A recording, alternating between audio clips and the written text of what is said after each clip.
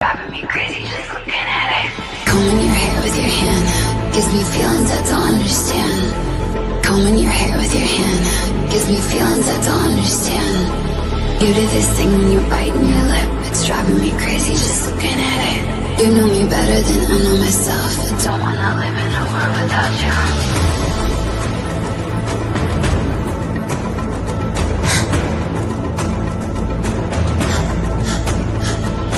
You do this thing when you're biting your lip. It's driving me crazy just looking at it. You know me better than I know myself. I don't wanna live in a world without you. World without you. Driving me crazy just looking at it. World without you. Driving me crazy just looking at it. You do this thing when you're biting your lip. Without you, driving me crazy just looking at it.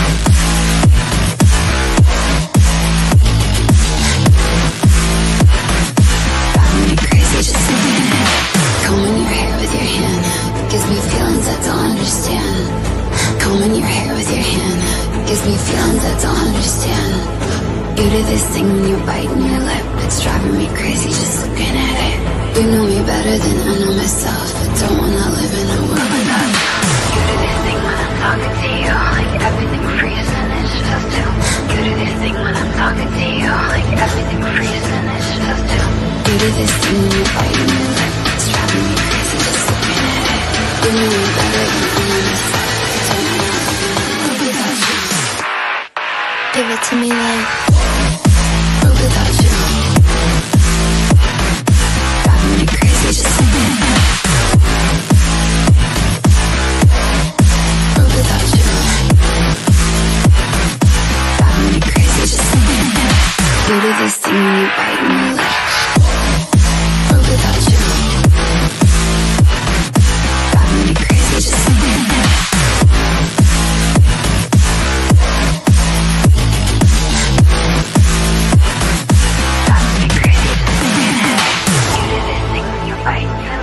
Driving me crazy just looking at it. You know me better than I know myself. I don't wanna live without you.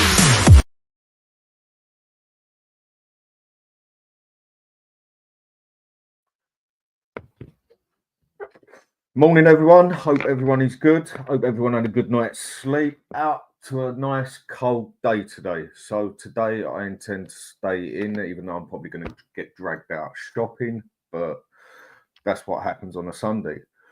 Well. Man United tomorrow. Going to be an interesting game. I mean, Man U sit in 13th, we sit in 14th. I mean, really, you're looking at it and you think, what has either team got to play for? I suppose some would say pride. But then you look at it and you think, is there any really pride left at Spurs? And Man U, they're just as bad as us. I mean, the question also comes down to it, who will actually turn up? Will a Spurs team turn up? Will a Man U team turn up? I just don't think any of us really know. We don't really know where we stand at the moment, except we are not in a good position. I mean, sitting in 14th, if we go and win this game, we can get ourselves to what? 12th, I think. If we go and lose the game and others win games, we go down to 16th. In a way, I suppose you think, what difference does it really make? Because I don't think we're going to get past 10th place. I think that's even being nice. And for me, the season is pretty much done and dusted. The only thing we've got to look at really is the Europa Cup. But then if we're going to be sensible about it and be realistic about it, what sort of actual chance do we stand of that one? I think the other question people are starting to ask now, surely, how long has Ange got left? Some saying he's going to last till the end of the season. I've still got a feeling he's going to be out by February. I mean, it's already starting to go around the market and everything, all on the news and that, of managers Spurs are looking at. But then you also think, what manager, looking at the state this club is in at the moment, in pretty much every which way, is going to be willing to join Spurs? I mean, who would actually want to? Would you want to, as a manager? Would you want to risk your career going to Tottenham, lasting probably 18 months if you're lucky, and it all just falls to pieces for you? I mean, for me, people know I don't get on with Ange's football. I don't like his style. I don't like the way he manages. I don't really like his attitude now on the chat, like when he speaks to the press and that. I think you can definitely tell the man is under a lot of pressure. And he's starting to get a bit of stick off the press as well because of the way he acts towards them. Quite rude at times. You can tell the man is frustrated. But when you look at it, half of it for me is to blame on him anyway. Where our man just won't adapt, where he done no rotation, where he's made silly decisions, he's got himself in this situation. Can he fix it? Can he help? I don't think he can. The sooner this fella goes, the better for me. I know we got a lot of people out there who still rate him, who still want him to stay, who says he can fix things. I don't know. For me, he's got to go. And I do feel there's a lot of people that agree with that as well. I mean, got a little bit of news here, been doing a little bit of checking up, and I can apologise. I haven't done many shows of late. It's been more of a medical reason I had to stay off, but back on my feet now, slowly but surely, going to start doing more shows again, going on other shows and that, and get myself together again. But like most people said, your health is more important. But then being a Tottenham supporter,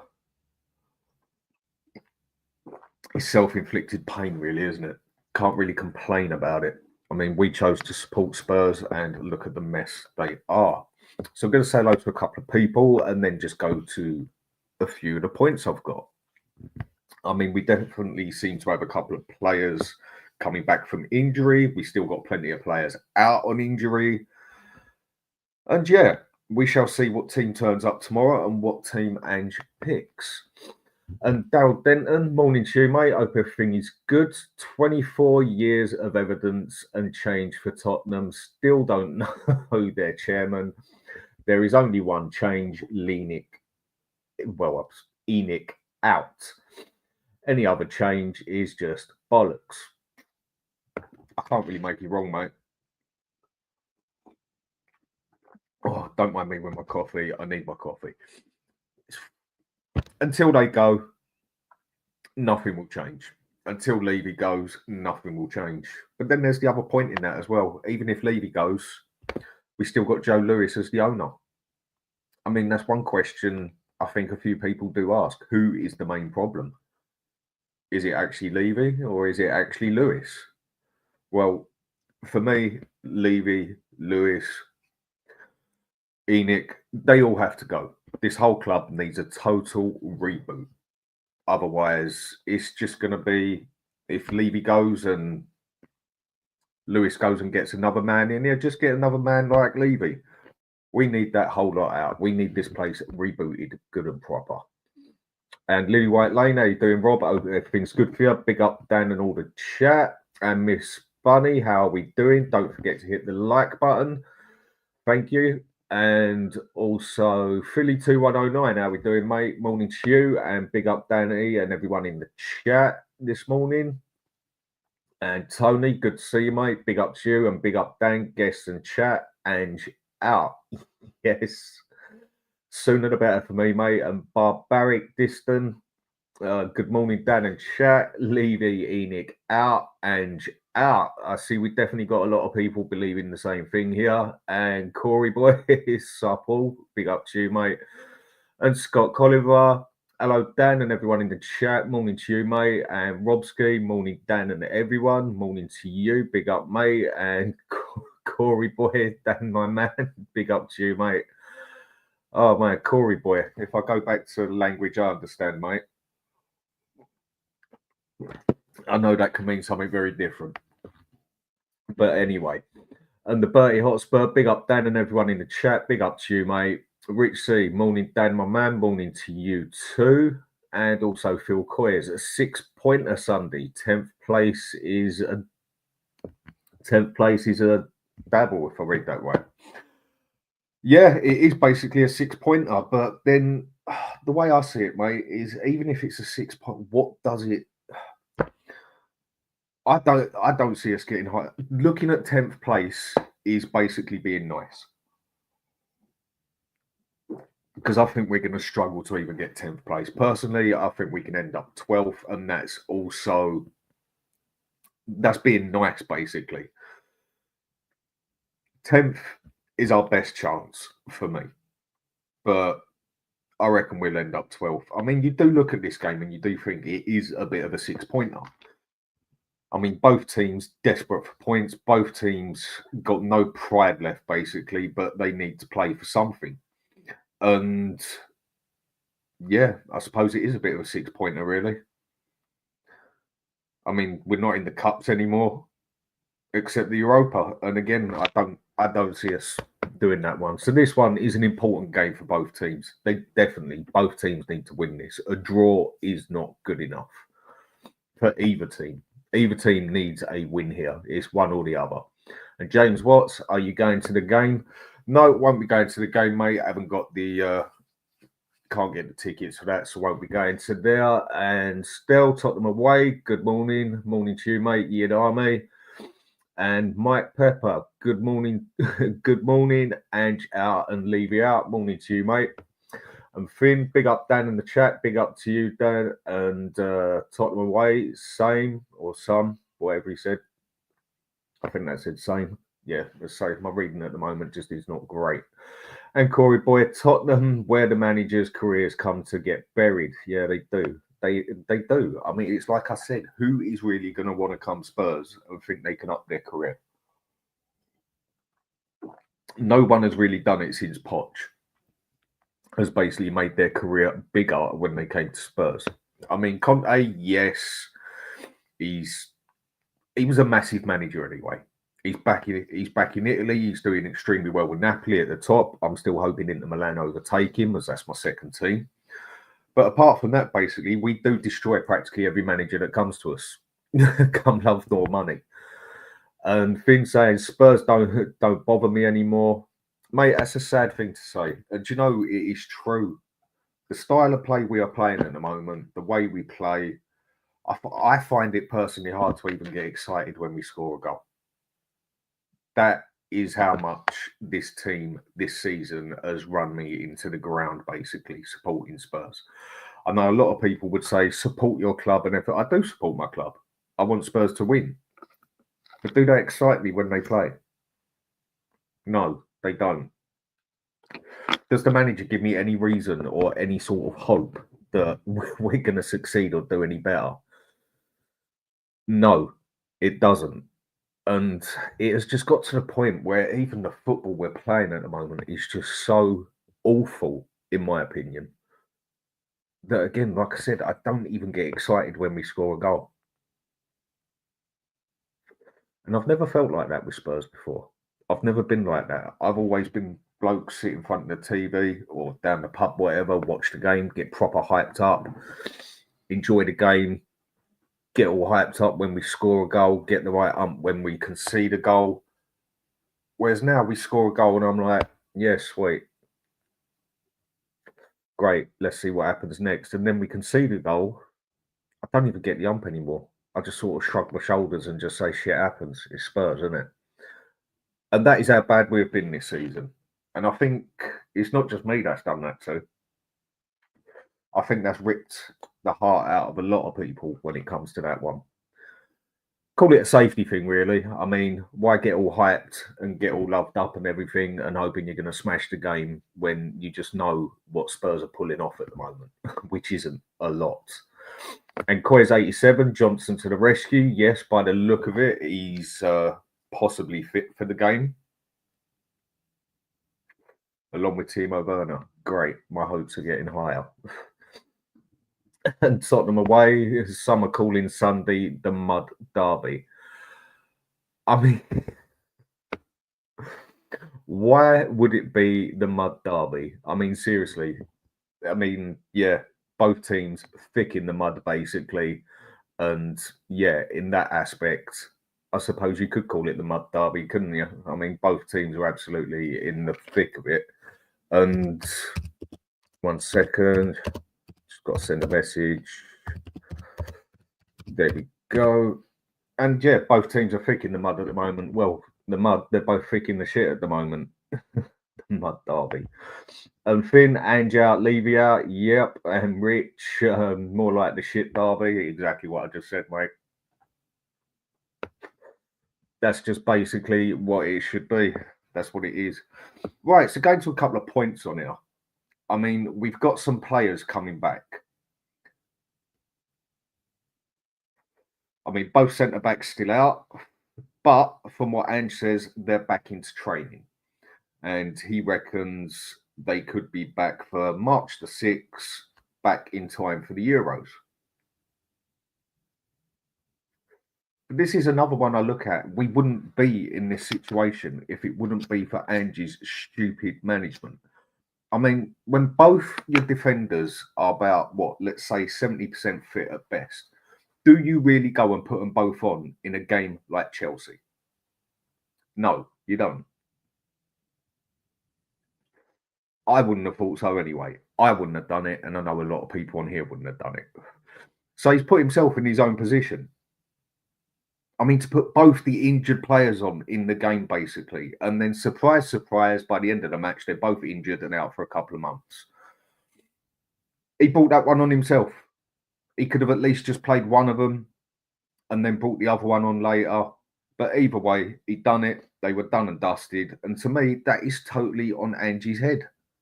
He's got to take some sort of responsibility for that.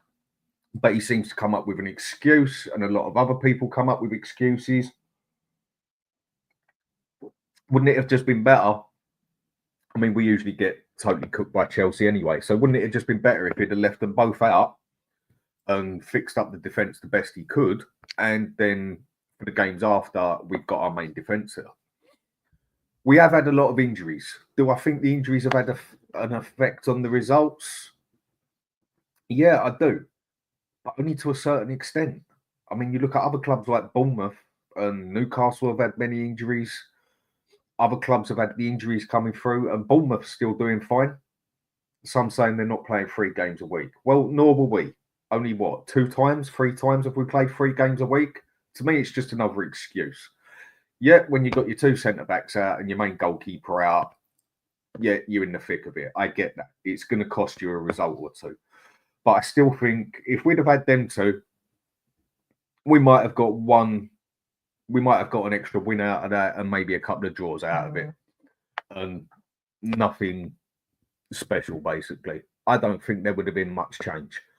And with that, it's just he's put himself in his own position. He really has done. I mean, with other injuries, it looks like Vicario could be back. It looks like Udogie could be back. And Maddison. Now, the question asked with that one, which I'll ask with a couple of people, Udogie coming back, is he just going to walk straight back into that team? Seriously. Because for me, I mean, we can only judge by what we see. And for me, on the past few games that we've seen Spence play, he definitely looks the more solid player than Udogie and Porro. Some might disagree with that, but I think on the defensive side, he's definitely looked the more solid player. And that is one thing we severely lacking on defence, and down to Ange's tactics as well, with the inverted wing-back bullshit that everybody knows I can't stand. That has been one of our main problems at the back. But I think Spence, personally, should keep that place on the left or on the right. I mean, where Udogie's just coming back, I'd keep him on the left. If Udogie goes and walks straight back into that team, I think that is really going to show Ange for what he is. And that he's got his set players that he likes. Yes, I get every manager's got their main team and that. But honestly, how Udogie has been terrible this season. Porro started off well and then has just fallen to shit. A lot of it has come down to how many games they've played consistently, where the manager is just very poor at rotation. And then he just can't work it out why all the players are absolutely destroyed, knackered, and his style of play. Spencer's got to stay in that team for me. He's played better than the Doji. He's played better than Porro. One way or another, for me, Spencer's got to keep that place in that team. I mean, I don't know what everyone else thinks, but if he goes and brings a Doji straight back from an injury and takes Spencer's place, I think that's going to piss a few people off. I think a lot of people are going to disagree with that. I just can't see how he could go and do that. But you know what? With this manager, I put nothing past him. That would just be an icing on a cake for a lot of people, I think. Doji should not walk back into that team. No chance. Spencer's been the better player, the better defender. He's been better going forward. He's been more consistent. I know he's only played about 5 games for us, but in those games, I think about 2 or 3 of them, he has actually been our man of the match. And in one of them, I think he was actually the man of the match for the game. Spencer's got to keep his place. Surely he has got to. He has played with the right attitude on the pitch. For me, do you know what? I'd even have him as captain over Son, because that's another issue. Son has been a terrible captain since he's been here. And over the past 10 games, captain-wise, he has been awful. Not just playing poor, but captain-wise, he has been terrible. The times that Spencer's played, I think he's looked more of a captain than Son. So someone tell me if you think I'm wrong, whatever, fine. But in my opinion, I think Spencer's been better captain-wise than Son. Son has been absolutely shocking as a captain. And I'll say it again, if Spence loses his place to a Doji, then this man is he just truly has not got a clue. He really hasn't. And Finn, what you're saying here, Stel, it would be called the mid-derby. Laugh out loud. Yes, it would. And San Antonio Hotspur, Ange, fair enough, mate. Whatever turns you on at the end of the day, I can't say Ange has that effect for me. And Corey Boy, he should be called El Sacchio. I don't think it's quite that far. For Spurs, yeah. Whereas for Man U manager, look, he's only been here a little while. He needs a little bit of time to sort the team out. Yet people keep saying, yeah, but then doesn't Ange need time to sort a team out? Ange has had time. He's had money. He's had everything he needs, basically, or wants. Yes, we could have done with some better transfers. I mean, if Levy was actually going to back him, I would have expected better transfers in January. But he got a couple of players in. Ange has had the money spent on him. He's had 18, 19 months, I think. We're coming up for 20 months now to sort this crap out. And we've just gone downhill. Ever since those first 10 games, we have just gone totally downhill. Whereas the Man U manager, he's only fresh in there for about, 3 months now? 3 months, 4 months? Yeah, he's going to need till the end of the season, get some players out, get some players in, and then you can start judging him. But Ange has just been absolutely shocking for 19, 20 months now. And again, for me, the man has to go. But if people still want to keep him in, people still want to give him a chance, that's down to them, each to their own. And Dave Green, are you going to the protest? I suppose that one depends on the trains and tubes. Because from what I've checked up,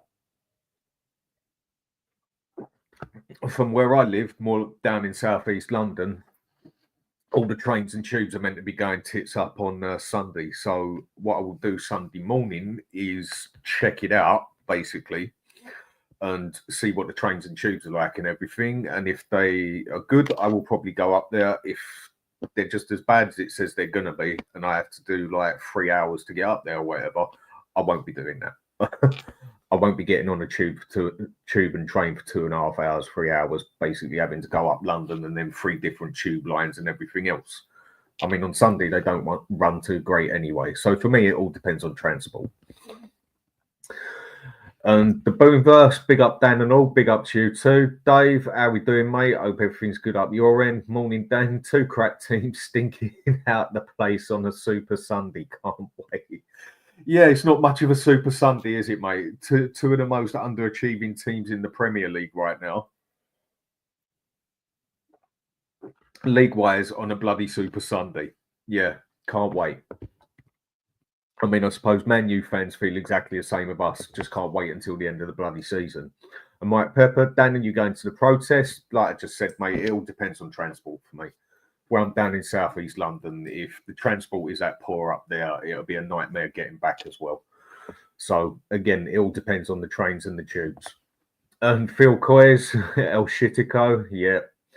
Mark, morning, mate. How you doing, fella? Hope everything's good. If you want to jump on, mate, send me a message. I'll send you a link. Not a problem.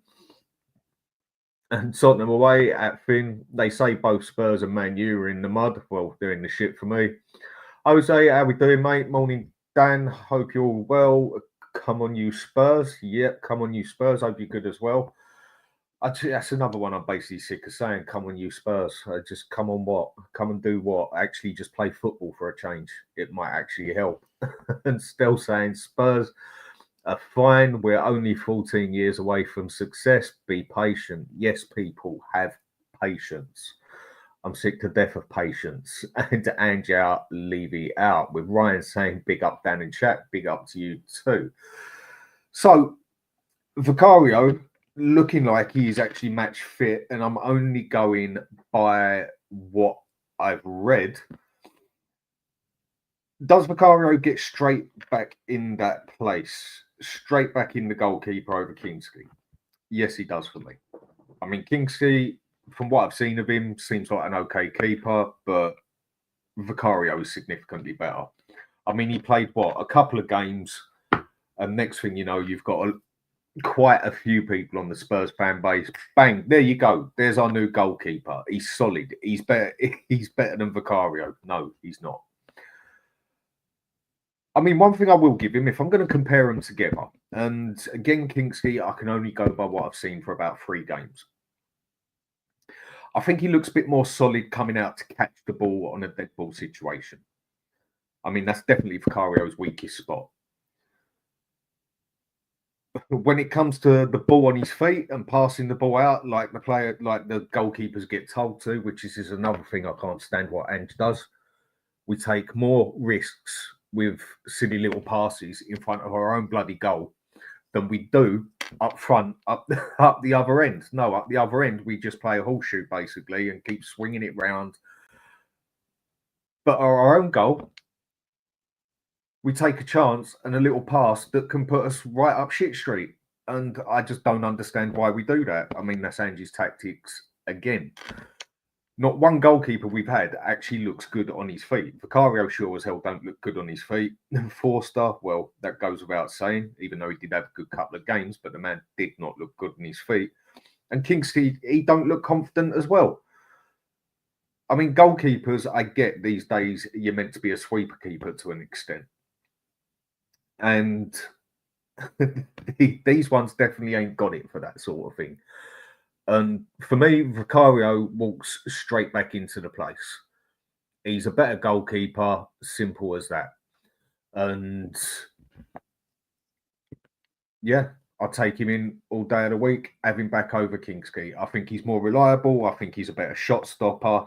The only thing Vicario needs to really get his act together on for me is controlling the penalty area when it comes to a corner or a dead ball situation. And he needs be a bit more confident when he comes out to catch the ball. I mean, he's loud as anything, but physical wise, I don't know. He just doesn't seem to quite do it. But he's a better goalkeeper than Kingsley. So if Vicario comes back, I'm going to be a happy man. Maddison coming back off injury. Well, the question is with that, will he even play Maddison? Because there's something definitely not right between Ange and Maddison. Them two don't seem to get on. I mean, what is the reason to it? I mean, I think quite a few of us have obviously realised there is an issue there, but what is the reason? Is it that Maddison has been one of the only ones that's actually had the front to go up to Ange and say, look, manager, gaffer, fella, whatever he calls him, your tactics, you need to adapt a bit. Something ain't working here. Or has Maddison got pictures of his wife, like Ange's wife or something? I don't know, but it's something that Ange don't like him. And he definitely don't like Ange. You can just see it on the look on the face. And I feel Maddison does actually cop a lot of extra shit that he shouldn't. I think he's been as bad as some of the other players, without a doubt. But if you're going to play him as a playmaker, as a number 10, he needs his space. And with Ange's tactics, you don't get the bloody space. You've got two inverted wing backs coming into a like midfield central or a 10 position. You got your two centre mids playing as an 8, a 10, and a 6 at the same time, pushing up. He's got his striker in front of him who comes back now. And then we've also got the two wingers or inside forwards, whatever you want to bloody call them, because I don't know what he uses them as half time, coming in as well. What option does Maddison have to pass the bloody ball out? If you're going to pass the ball direct, or you're going to give a good cross, or you're going to put it into the box, you need people to pass to, not people sitting 6 foot off you either side. So in some ways, I do think Maddison has copped the shit a bit raw, but at other times, he's another one, for me, he's definitely not a leader on a pitch. He's a bit like, when it starts going downhill, he falls to pieces as well, same as most of the other team. He's a bit like Son in that aspect, in the aspect of when it goes downhill, he'll just put his face on the floor and you won't see him, he's going to sound cheesy as, but spur the team up as such. But I do think he has copped it quite a bit this season. I mean, Kulusevski now, is he going to get some time off? Because he looks burnt out as well. There's been games where Kulusevski, for me, has looked brilliant. And then there's been other games where it really, really matters. I think he's looked pretty piss poor on the pitch. But I suppose we can say that about every player. I mean, Kulusevski probably... Is he our best player of the season so far? I don't know. Quite possibly. But when the games have really mattered, a lot of them he don't seem to show up in. But then there's been other games he's looked brilliant in for me. And I think that just about sums us up down to a T, doesn't it? And Philly 2109, how we doing, mate? And big up David R. If anyone has a problem with sleeping, just watch the Bore Fest, which is any Spurs game you can think of. What are you talking about, Phil? Seriously, mate. Get your act together. It's about entertainment, isn't it? It's entertaining. No, it's not. But for everyone else, it seems to be. And Lord Rodney Trotter, good morning, Danielson. Morning, fella. Nearly afternoon. And Finn just saying, still, Man United won't be in the mud for long. Amarin's a good manager. I'd say he's a good manager. And I'd say Man U haven't got the best of owners, but Man U have got owners that will put the money in and will pay the wages. And Man U have also got a big history on them of where they can still attract players. Even though they've been pretty, let's just say, lame for the past 10 years, ever since Fergie left, basically, they've still got a couple of cups under their name. You can even say the same about Arsenal, even though they've been pretty poor in a lot of ways over the past 10 years, bar the past 2 seasons maybe. They still managed to win things when they was at their worst. Man U, this is the worst I have ever seen Man U. And they still managed to win cups back-to-back seasons. Us, at our very best, didn't even manage to pull off a League Cup.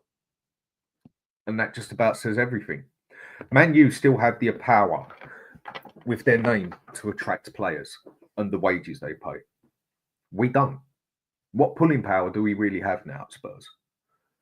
I'm one of the first ones to always say and debate with people that you put that money on the table, you can get who you want. And to an extent, I believe you can, because I think most of the football world is still fucking mercenaries anyway. But we are really getting to that point at Spurs where we have got no pulling power whatsoever. We have got absolutely nothing there at all. We don't offer the money. We haven't got any history behind us. We haven't got good managers. Everyone knows our owner is a dog, basically, and that's being nicely. And what pulling power do we really have at Spurs now? Unless we go and slam some money on the table and pay some serious wages, what good player is actually going to take us serious now?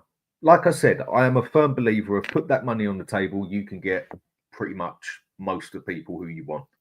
But Spurs just have no pulling power whatsoever anymore. And Finn, what you're saying, big up everyone watching. Big up to you, mate. And Corey boy, a baked potato has more tactical awareness, mate. I totally agree with you. It just Ange at times, it even frustrates me the way he just stands there with his hands in his pocket, just doing nothing, just absolutely doing nothing. And so some say that's just his way of doing it. No, do I want a manager that runs up and down the pitch like a headless chicken, like Arteta? No. But do I want a manager like Conte who gets loud, gets involved in the game, starts shouting at the players, telling them what to do from the other side of the pitch? Do I want a manager that, when the game is stopped for a couple of minutes, gets the players over, tells them, right, you're not doing your job properly, cover that man, or that's their weak spot there. I've noticed that. Go for gold on there. Ange don't seem to do none of that.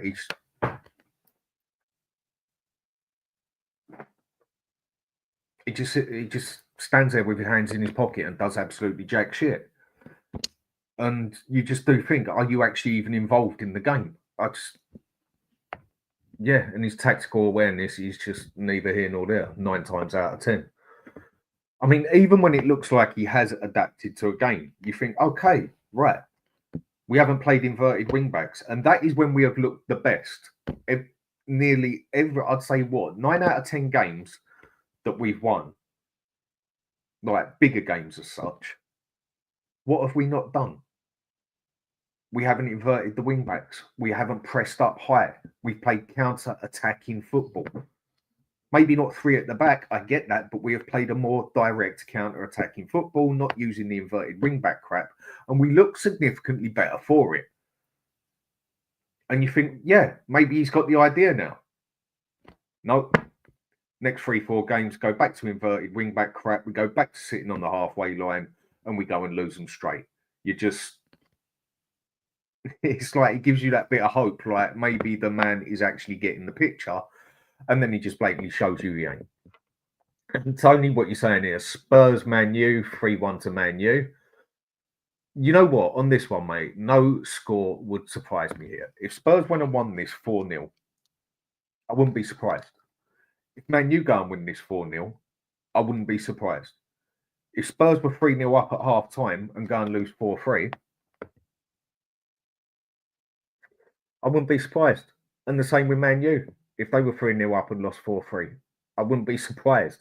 Both these teams have been a shambles this year. And I don't think there's any score on there or any situation that could happen would actually surprise me. I mean, Spurs are just in that sort of mess at the moment that even if Man U go down to 9 men, would you actually be surprised if we lost? I wouldn't. And Finn, what you're saying here, we should win this tomorrow. Yeah, and Spurs should do a lot of things as well, but we don't. I mean, even the fact that we're at home, is that even an advantage for us anymore?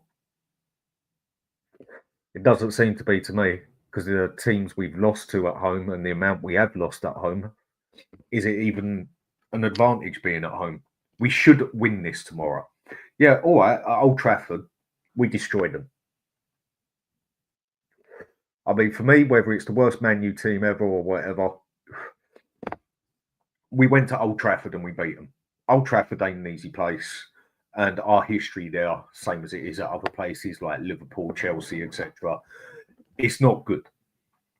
I was happy with that result, definitely. Going to Old Trafford, getting a 3-0 win, all happy over that. But again, it was the worst Man U team we've seen in many years. But again, it was a 3-0 win. But we are at home. Yes, we should win this. But Spurs being at home, is it really any sort of advantage to us now? Is it any sort of advantage? I don't think it is.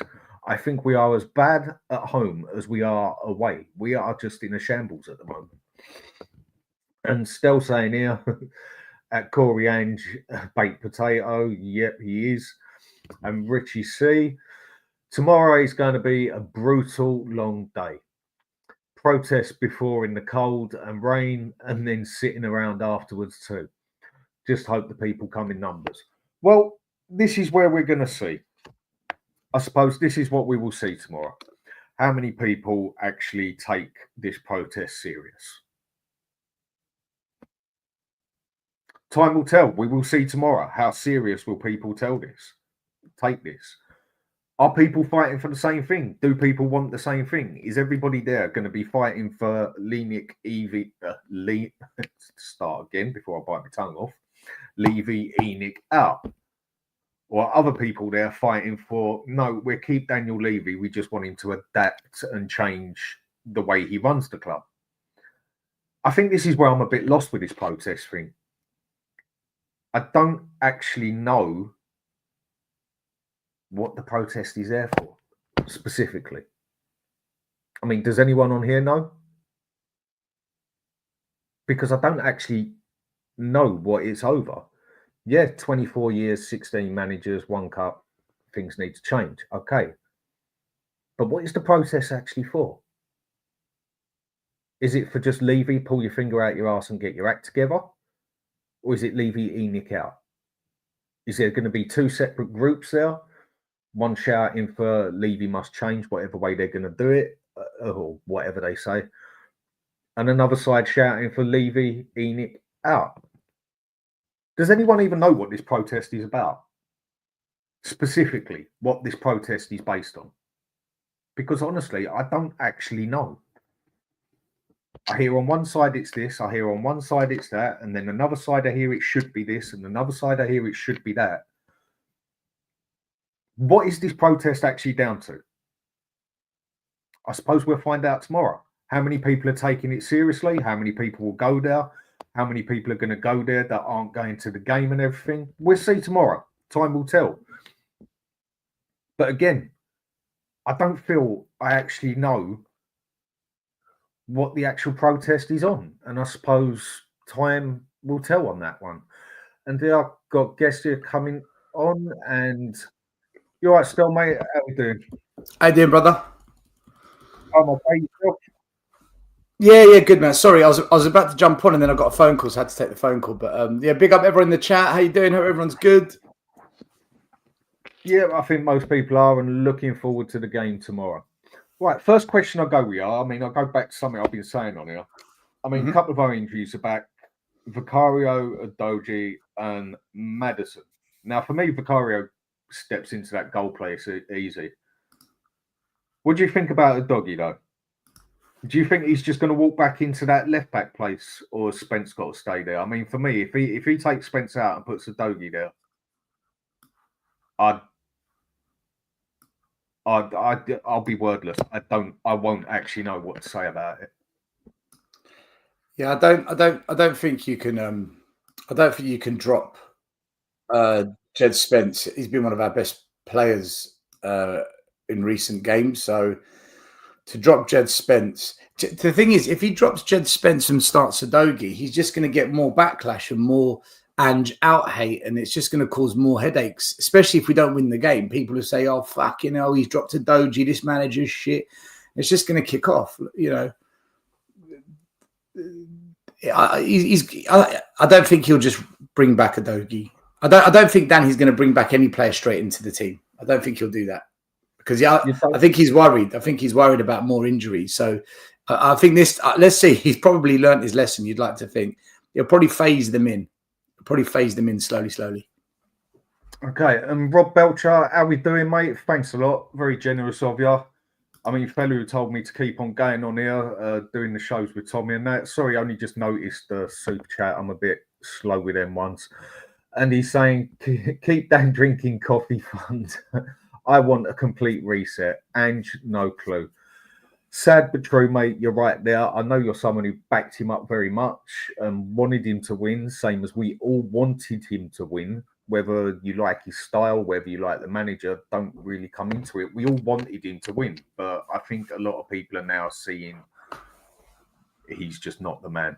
So, Rob, thanks a lot, mate. Sorry it took a little while to reply to that. I just honestly did not notice the star thing in the background. But Rob's a top man, top supporter. Like I say, I wasn't really going to do this sort of thing. And he was the one who told me to team up with Tommy, introduced me to him and that. And the reason I kept going. So, Rob, good to see you on here, mate. And thanks a lot. I will definitely put that towards my next tub of coffee.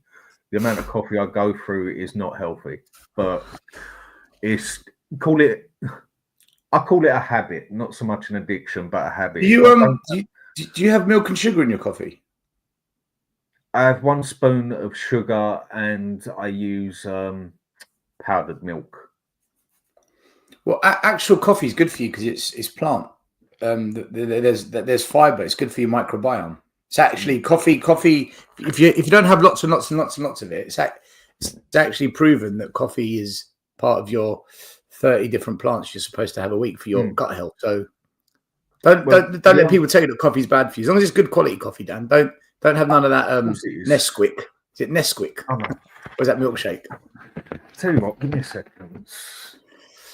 Yeah, let's have a coffee show. By the way, cheers everyone. That's the coffee I like.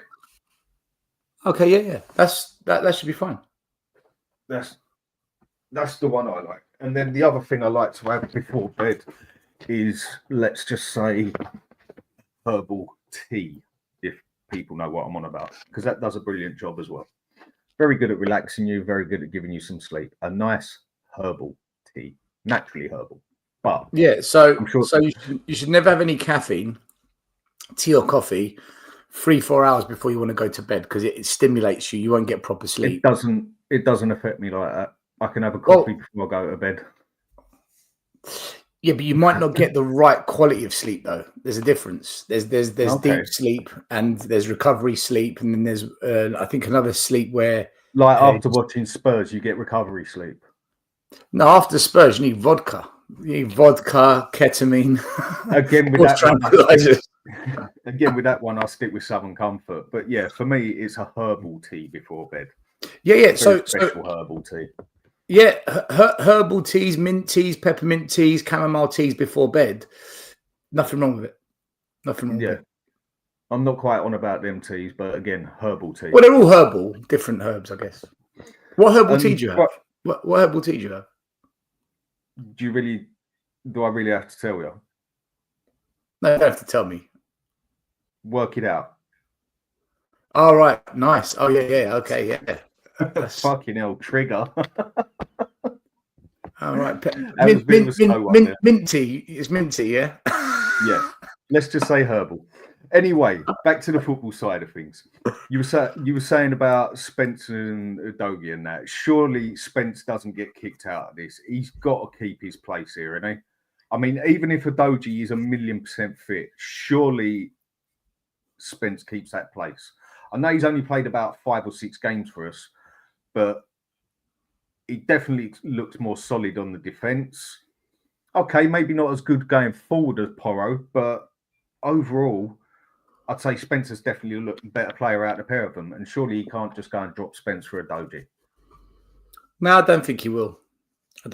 Spence is playing well. Udogie, you rush him back, might take a knock, especially the start of the game where it might just, be a little bit more fast pace. As the game goes on, players tend to tire. Probably best to bring on Udogie towards the end of the game, last 20, last 25, as there's more tired legs on the pitch, so he can benefit from that because he's not going to be 100% match fit. So you're better off playing him when the game's a bit slower. Huh? I mean, I wouldn't have thought so either. I mean, when you've just had like a month or 2 out, you're not going to come back on that pitch being fully fit. I think about the only one who can possibly get away with that is the goalkeeper, really. Yeah, goalkeepers are different. I mean, they even play until they're in their 40s. The goalkeepers, they're different. They don't. A goalkeeper is different to an outfield player. If Vicario came straight back in, it's standard. Yeah, I mean, I'd definitely pick him straight in over Kingsley. I mean, how many people, though, said, like, within 2-3 games that there's our new goalkeeper, Kingsley? Yeah. We do that with every young player we sign. They're all amazing. They're all brilliant. They're all superstars after 10 minutes of football. We just can't give it a season or two and then see how they go. I mean, like Adam says here, any keeper will struggle playing this way non-stop. Yeah, I agree. I mean, they say a goalkeeper can only be as good as their defence, and whether you've got a world-class defence out there, this style of play, you're still going to concede a lot of goals. I mean, Maddison, do you reckon he'll get back in the team? I mean, personally, it's obvious that Maddison and Ange got an issue. Don't know what the issue is. Could be a lot of things. But I think Maddison will be on the subs bench. I mean, even if he was fully fit, Ange don't like him. Yeah, I don't think Maddison will start because Sarr, Basuma, Bergvall, Bentancur, Kulu, all the other midfielders are fit. So there's no need to start Maddison. So you can start any one of those three and then bring on Maddison half an hour to go or half-time substitution, give him a run out. But yeah, it's a weird relationship, him and Ange. I've got no idea what's going on with that. It doesn't look right. It doesn't look like it's all cushy. But then again, you know, he's our top. Well, before he got injured, he was our top combined scorer and assister, a combined GA. Yeah. So it doesn't make sense. It doesn't. The Maddison situation just stinks. Really, it's just. It does. For me, like I said to people on here earlier, I mean, for me, it's either he's gone up to Ange and been the one who's had the balls to say, look, Gaffer or fella or whatever he wants to call him, I just ain't digging these tactics. You've got to adapt or whatever. And Ange has bit his head off for it, or he's got pictures of Ange's wife or something like that. There is something not right with them two. You can see it on both their faces. They don't like each other. I mean, yeah, the body language isn't good, is it? I mean, the other thing with Maddison, a lot of people giving him a lot of stick this year, and I think there's been quite a few games where he's just as bad as Son and a few of the others, where he sort of, as soon as it comes down to the crunch and it's hard and we're 2-0 down or 2-1 down, whatever, or it's not going in our favour, he seems to just drag his knuckles across the floor and be all moody. I mean, I know he's a player that goes down easy and that he always was, and so are most of the Spurs players, really. But do you think he's had a bit too much stick this year? Like, copped it a few too many times? Bit of a scapegoat? Because I know Sava thinks he's been a bit of a scapegoat. I know other people think he hasn't. Here's the question. Think of a game where you think Maddison's been shit and tell me which players were good. I think what you'll find is the whole team was shit. But fans need to point their anger at someone. So either you go for Maddison, you go for other players, or you go for the manager, or we go for each other, or we go for Levy. Someone's going to get it, right? Someone's going to get the stick. And because Maddison is one of our better players, if he doesn't perform, we just, we take a dig at him. It's a bit like Son. Son's meant to be one of our top players. So when he doesn't perform, he just gets absolute pelters. Whereas Richarlison doesn't really get pelters because we know he's shit. Anyone with a brain cell knows Richarlison is not a good football player. So we'll say, yeah, he's rubbish. He's a pigeon. But he doesn't really get stick because we don't expect much. Whereas players like Maddison, Son, expect. Yeah, like we like if Werner has a shit game, everyone's like, oh, fucking hell. Because we know he's rubbish. Yeah. So Maddison, Son, these types of players, Romero, if they don't have a good game or if the team plays bad, they will always get targeted because they're our top players and we expect them to do more than the rest. But it's a team game at the end of the day. So doesn't mean we shouldn't criticise them because sometimes they are shit. Sometimes they have a bad game. So it's not a case of, don't ever criticise Son or Maddison or Romero. No, they do have stinkers, but they're the easy targets. They always will be. Yeah, I do feel he's copped a bit more stick than he needs to, but there has also been games where he's been irrelevant. But it's like what you said, you can say that about most of the bloody team. There's been so many times where it's just the whole team just seems to have not turned up. I mean, is it down to the tactics? Is it down to that he's lost the dressing room? I mean, for me, I think he's lost half that dressing room at least. I think there's been a few that have totally shut off from it. I mean, Romero, would I even play him again? I honestly don't know because his head definitely ain't with it. I don't think he wants to be there anymore. I mean, a lot of people say he's a world-class defender, whatever. For me, he's not world-class. I think he's very good on his day, but for me, he's way too inconsistent for world-class and seems to have a lot of injuries. But I don't even think he wants to be there anymore, and I think he shows. It's really hard to judge our players because we play such a ridiculous system at times, and we've had such an awful season.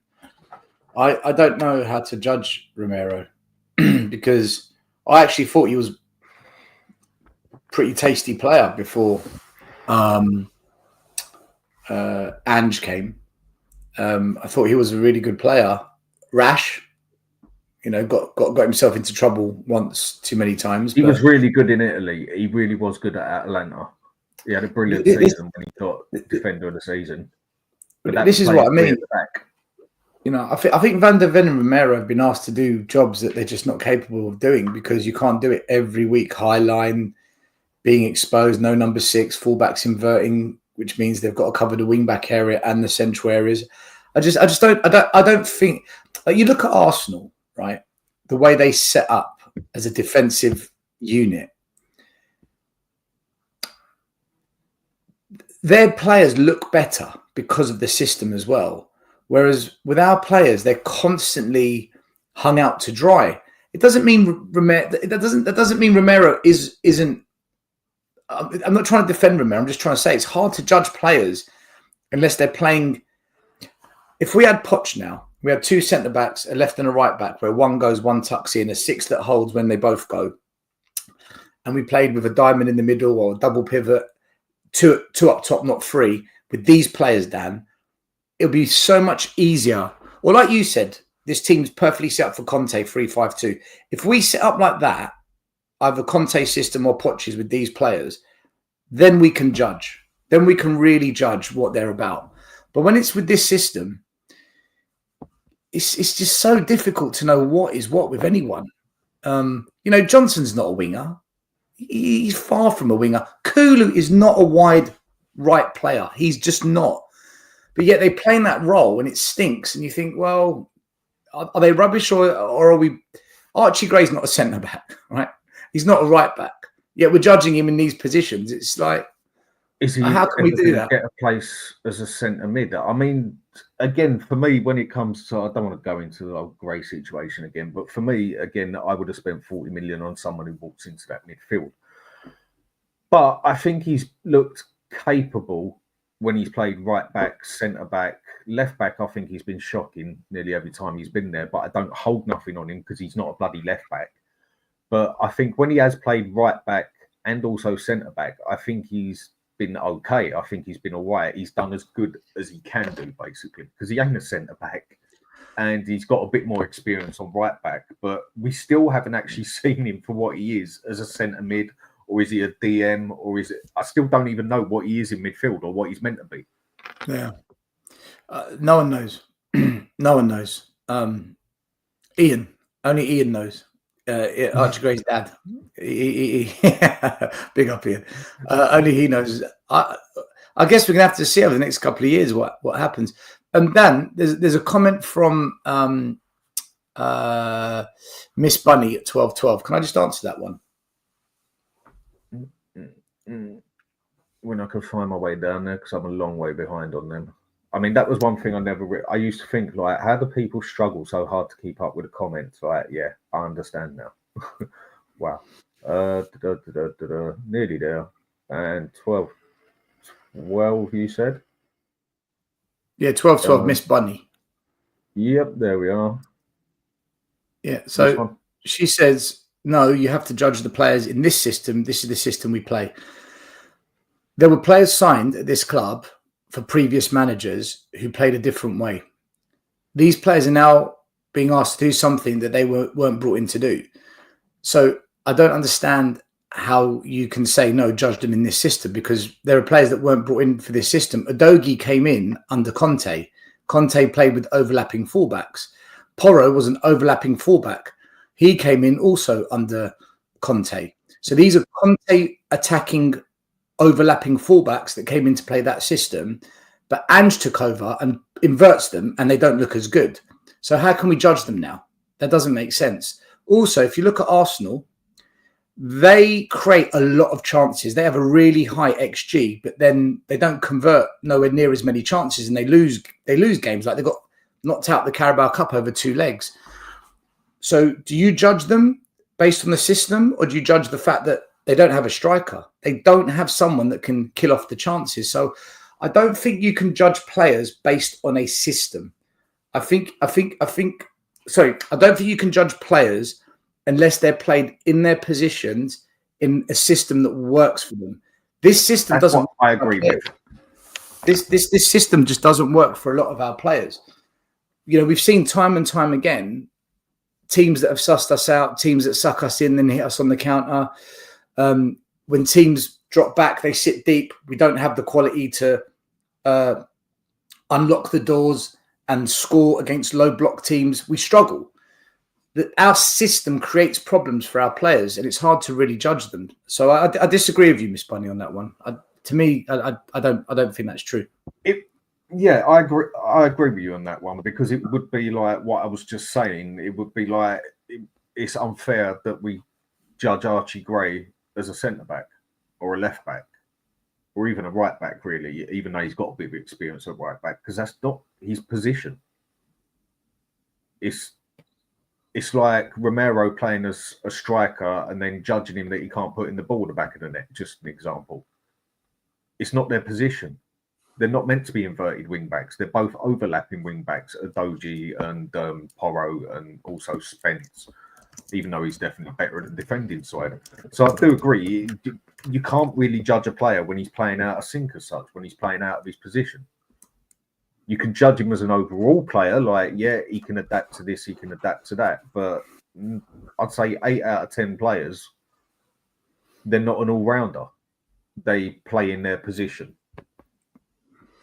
Yeah, so some players are versatile. Some players are positional players. You know, I don't ever think you're going to see Dragusin play as a fullback or as a holding mid. He's a centre back.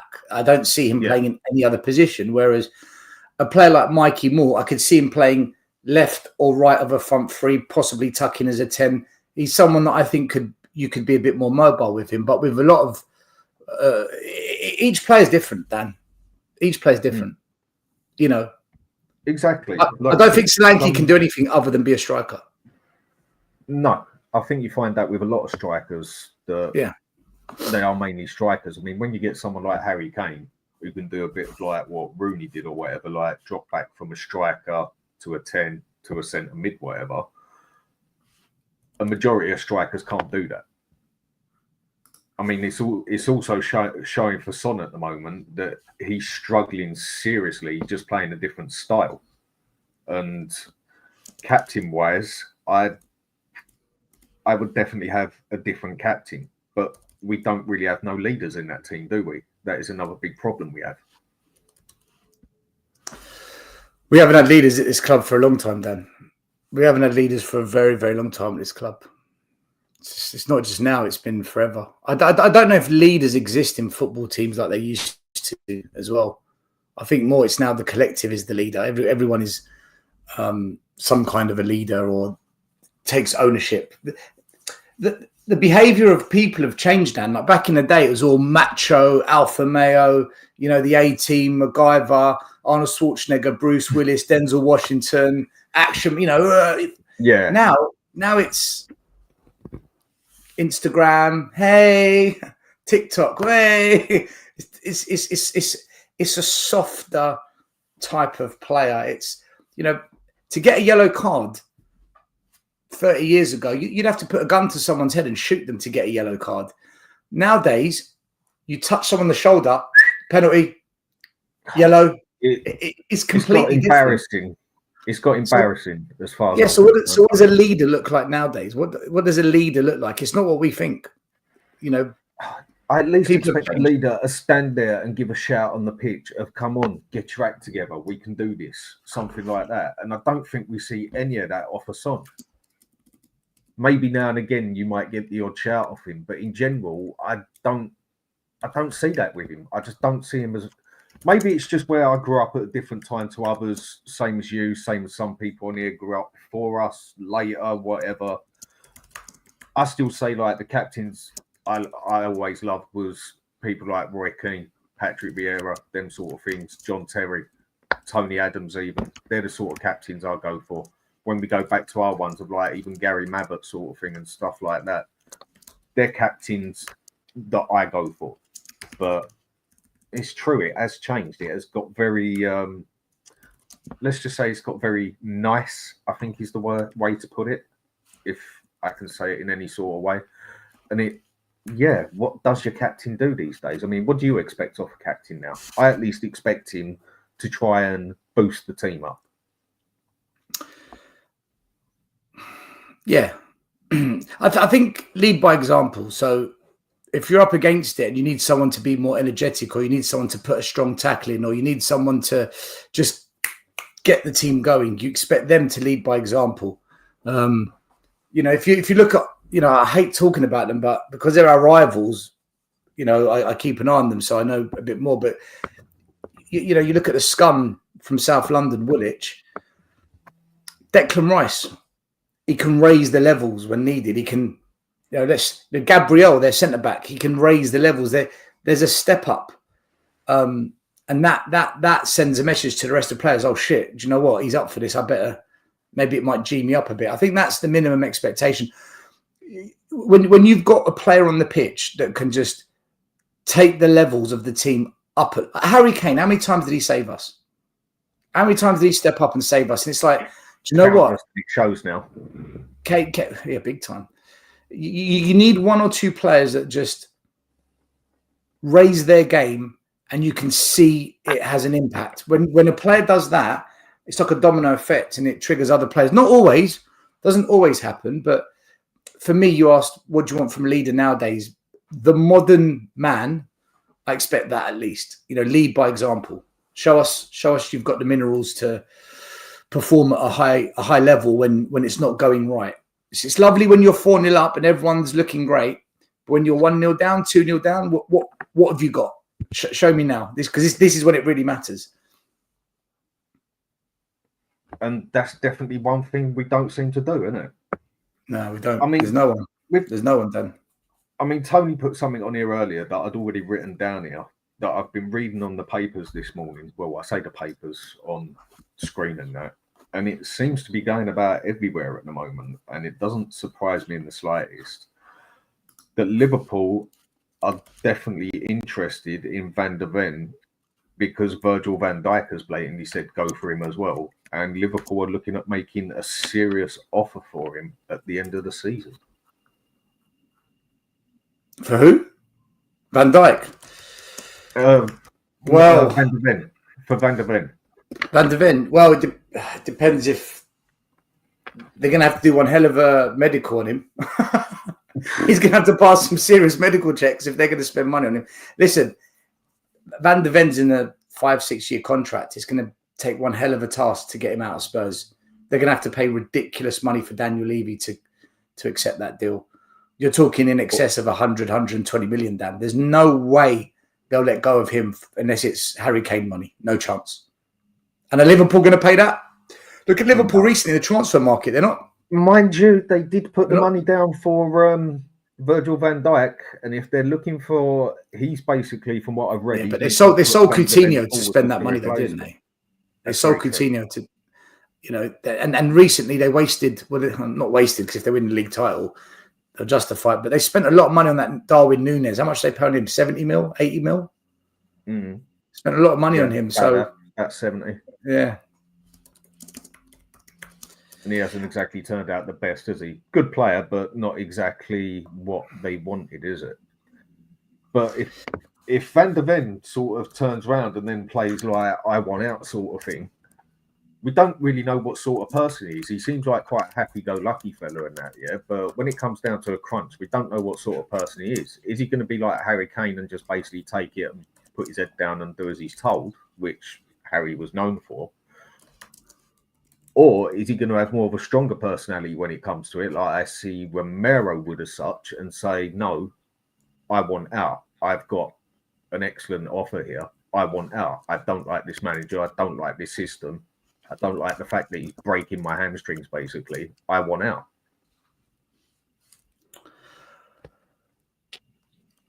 Again, he's locked in a long-term contract. Can he? It's not easy to get out of these. We saw with Harry Kane, he tried to leave, and look what happened. He had to run his contract down to the last year. Unless there's a get-out clause. If there's a get-out clause, there may be. But I don't know. I don't know what the contract looks like. But no, I'm guessing he's got another 4 or 5 years, or another 3-4 years left in his contract. It's going to cost a hell of a lot to get him out of the contract. Also, Dan, do you know what? If he's actually got an injury problem, there's actually a real problem with him, we might want to get rid of him. Because there's obviously something wrong with Van der Ven. Wasn't there a story by Ange saying that they've got to change the way that he runs. We've got to change the way that he moves. We've got to change the way Van der Ven plays. It's like, what does that mean? You basically don't have him on the halfway line sprinting back every 2 minutes. Well, we're not going to change our tactics, are we? We're not going to stop doing that when we've got everyone fit. And just said it. He's not going to change the way he's saying we've got to change the way he plays. Then obviously Ange's got to change something about his tactics with him, because he had one, not major, but big enough hamstring injury before he came to Spurs, a little knock here and there. And since he's been at Spurs, that's 4 hamstring injuries he's had now. 2 of them being pretty serious. 3 of them even. Yeah. I think he's missed more games than what he's played for us. Well, I read an article somewhere where apparently when we've played with our back 4, Porro, Dogi, Romero, and Van der Ven, and Vicario, like that, when we played with, when all of them have been fit, we've played, our win rate is really, really high. But they've only played together something like 5% of games because of injuries. And so that's fucking terrible, man. Yeah, I know. I was reading about it, and it's true. They've hardly played together since they've all been at the club. That is shockingly bad. And just to say something, Matty K, big up to you, mate. Love the shows you've done on that. Watched them the other day. Subscribe to it. Everyone go and give him a subscribe on there. If someone could put his link on there, be appreciated. Do you know what, mate? If you want to come on and give your opinion to it, Can I just say as well? Send you a link.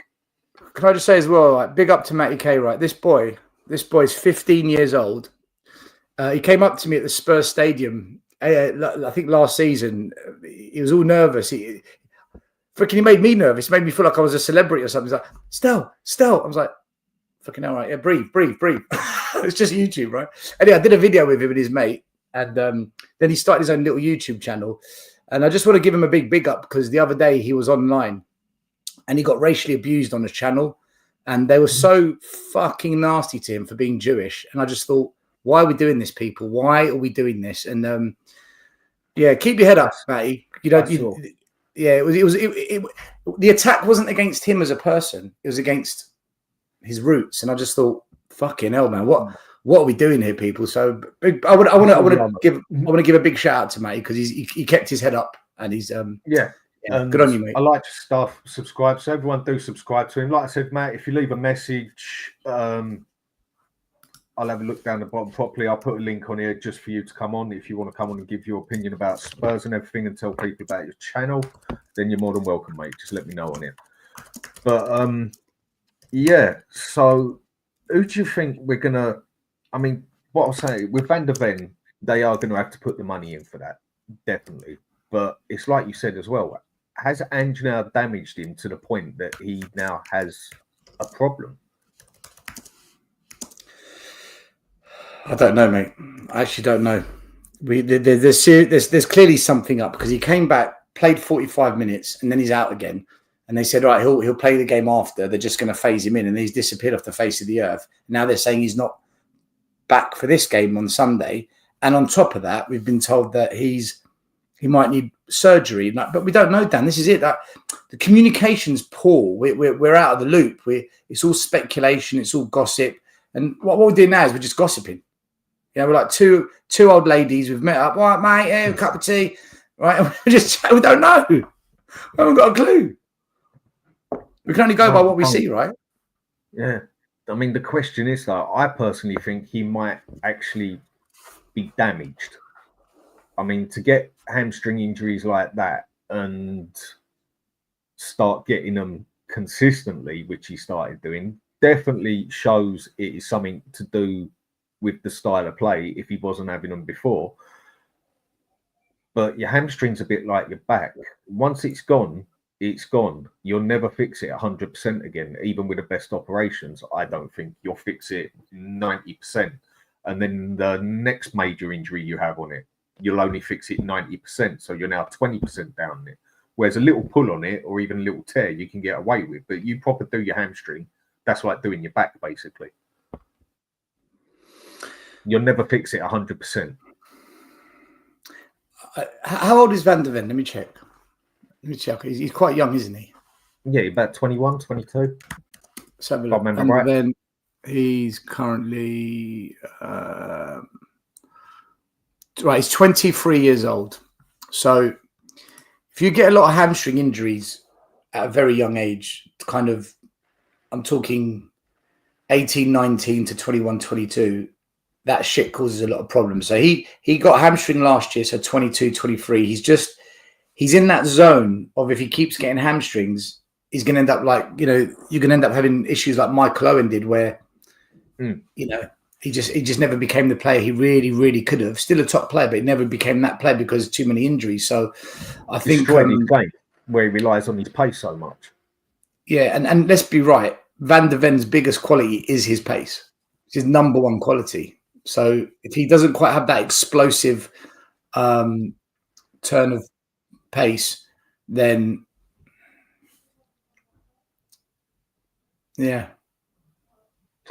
I mean, with Van der Ven, I think he's a good defender. I mean, he's quite weak in the air. That was his weak spot, and a lot of people knew that before we got him.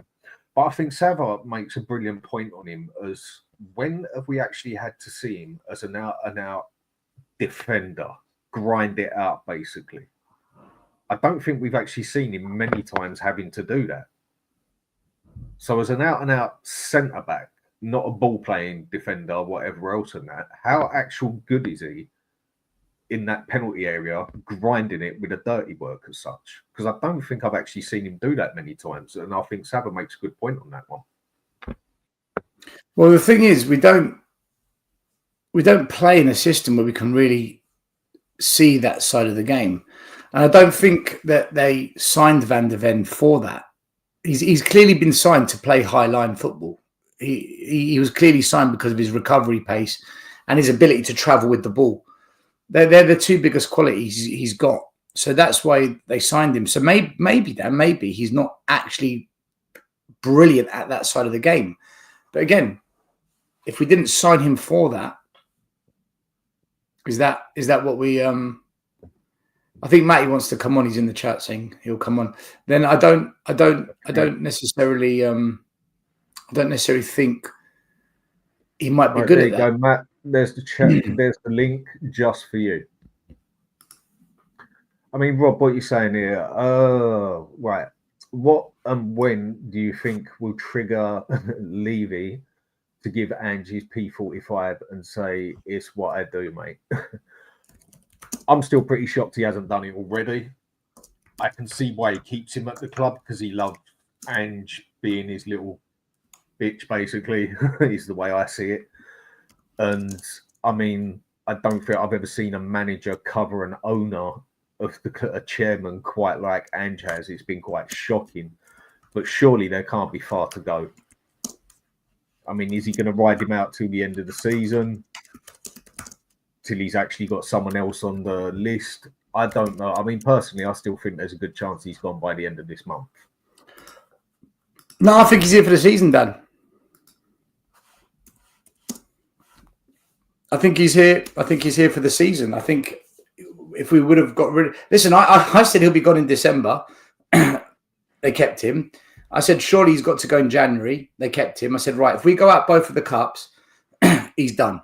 If we go out the Carabao Cup and the FA Cup, there's no way he survives. He's still here. Like he's literally got a black belt in survival. Ange Postecoglou's got a black belt in survival. You cannot. This man is, and there's this. I've said it 1,000 times. There's a cult. There's an Ange cult that don't support Spurs. They support Ange. They've Scott M once said, the next manager we get, he doesn't want a manager with special fans, right? Mourinho came with special fans. They're all like the Mourinho sexuals. Wherever Mourinho goes, we go. Ange has come and he's got this special fan base with him. Dan, Poch never had special fans. Conte never had special fans. Nuno never had. It was just. Conte had a few. Mate, he didn't have an army following him wherever he goes. He never had an army following him wherever he goes. But Mourinho had this cult. Ange has got this cult. And this cult, like Ange could shit the bed, fall into his poo, roll around in it, and they'll tell you, no, it never happened. No, you never saw that. No. No, I literally just saw it. I can smell it. Guys, I can smell it. No. Your nose, go get it checked up. You're not smelling it. They're insane. I've never known any manager at Spurs that's got such a love and such a support for getting the worst set of results I've seen in 30 years at Spurs. But he's not going anywhere, Dan. You know, you keep thinking he's going to go. I don't think he's going, Dan. I think he's here for the end of the season. If they sack him in the summer, I guess they'll review it, maybe, but only if they've got someone lined up. But even then, they might want to give him next year and go on. Now you've got your players back, and show us what you've got, and then we'll go through it again next year. We'll have another fucking season of just meltdowns, and boredom, toxicity, and chaos. And Corey Boyd, Dan, any more space to talk or not? What I'm going to do on Monday, I think, or Tuesday after night is do a call-in show. So anybody who want to come in then can obviously come in, say their bit on here. The reason I'm inviting Matt on here is because I haven't had him on the show before. I know he's got his own little show going on at the moment and getting things together. So just want to say hello, and here you are, Matt. How are we doing, mate? Yeah, I'm good. How are you? Same. Big up. Different day. Big up, mate. No, pleasure, mate. So with everything that's going on at the moment, give me your opinion on everything. Go through the whole thing. How you see it. Anything from Ange to the team to what we're going to do tomorrow. The camera is yours. So starting with tomorrow, I'm going to be at the protest. I don't really know much what's happened, but I'm going to be at the protest against Levy and Inek. I don't know whom I'm going to stand with or anything. I hope for a win tomorrow. I hope for 3 points. I think we're in a very bad situation regarding everything. The team's heading in the wrong direction. The manager's clueless on the board. Everyone knows about the board. We need to change something urgently. I'm not sure why. What don't you like about it? Sorry to interrupt you a sec. What don't you like about this manager? I mean, I can probably guess it anyway, but I'm just hearing it from a person I haven't heard it from before.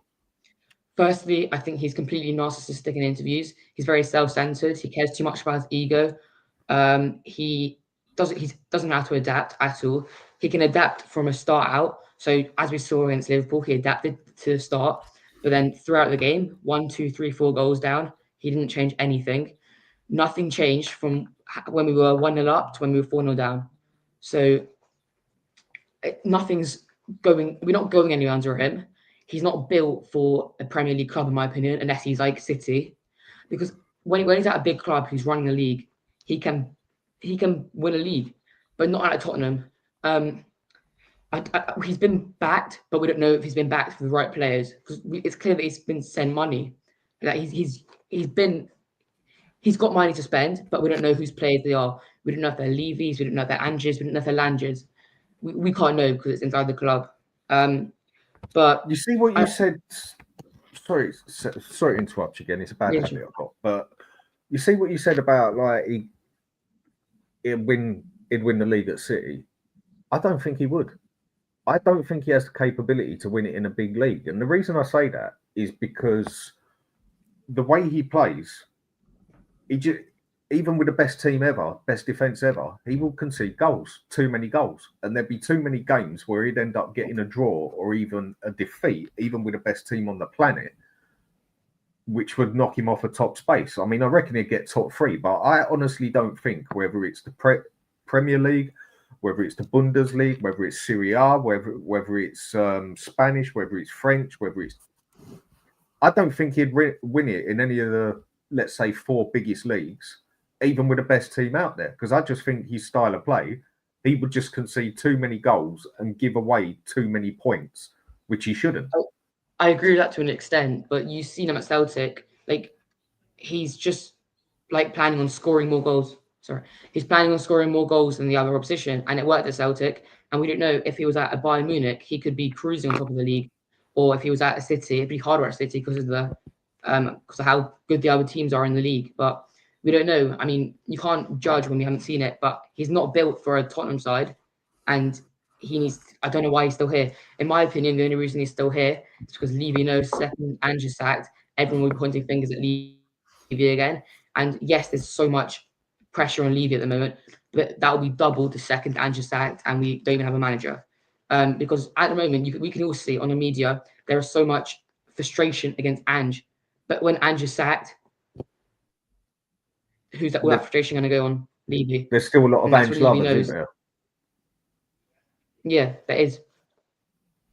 The players, we're seeing no passion from them game in, game out. They're just careless. They don't play for the badge. That's why, like, I'm in the game.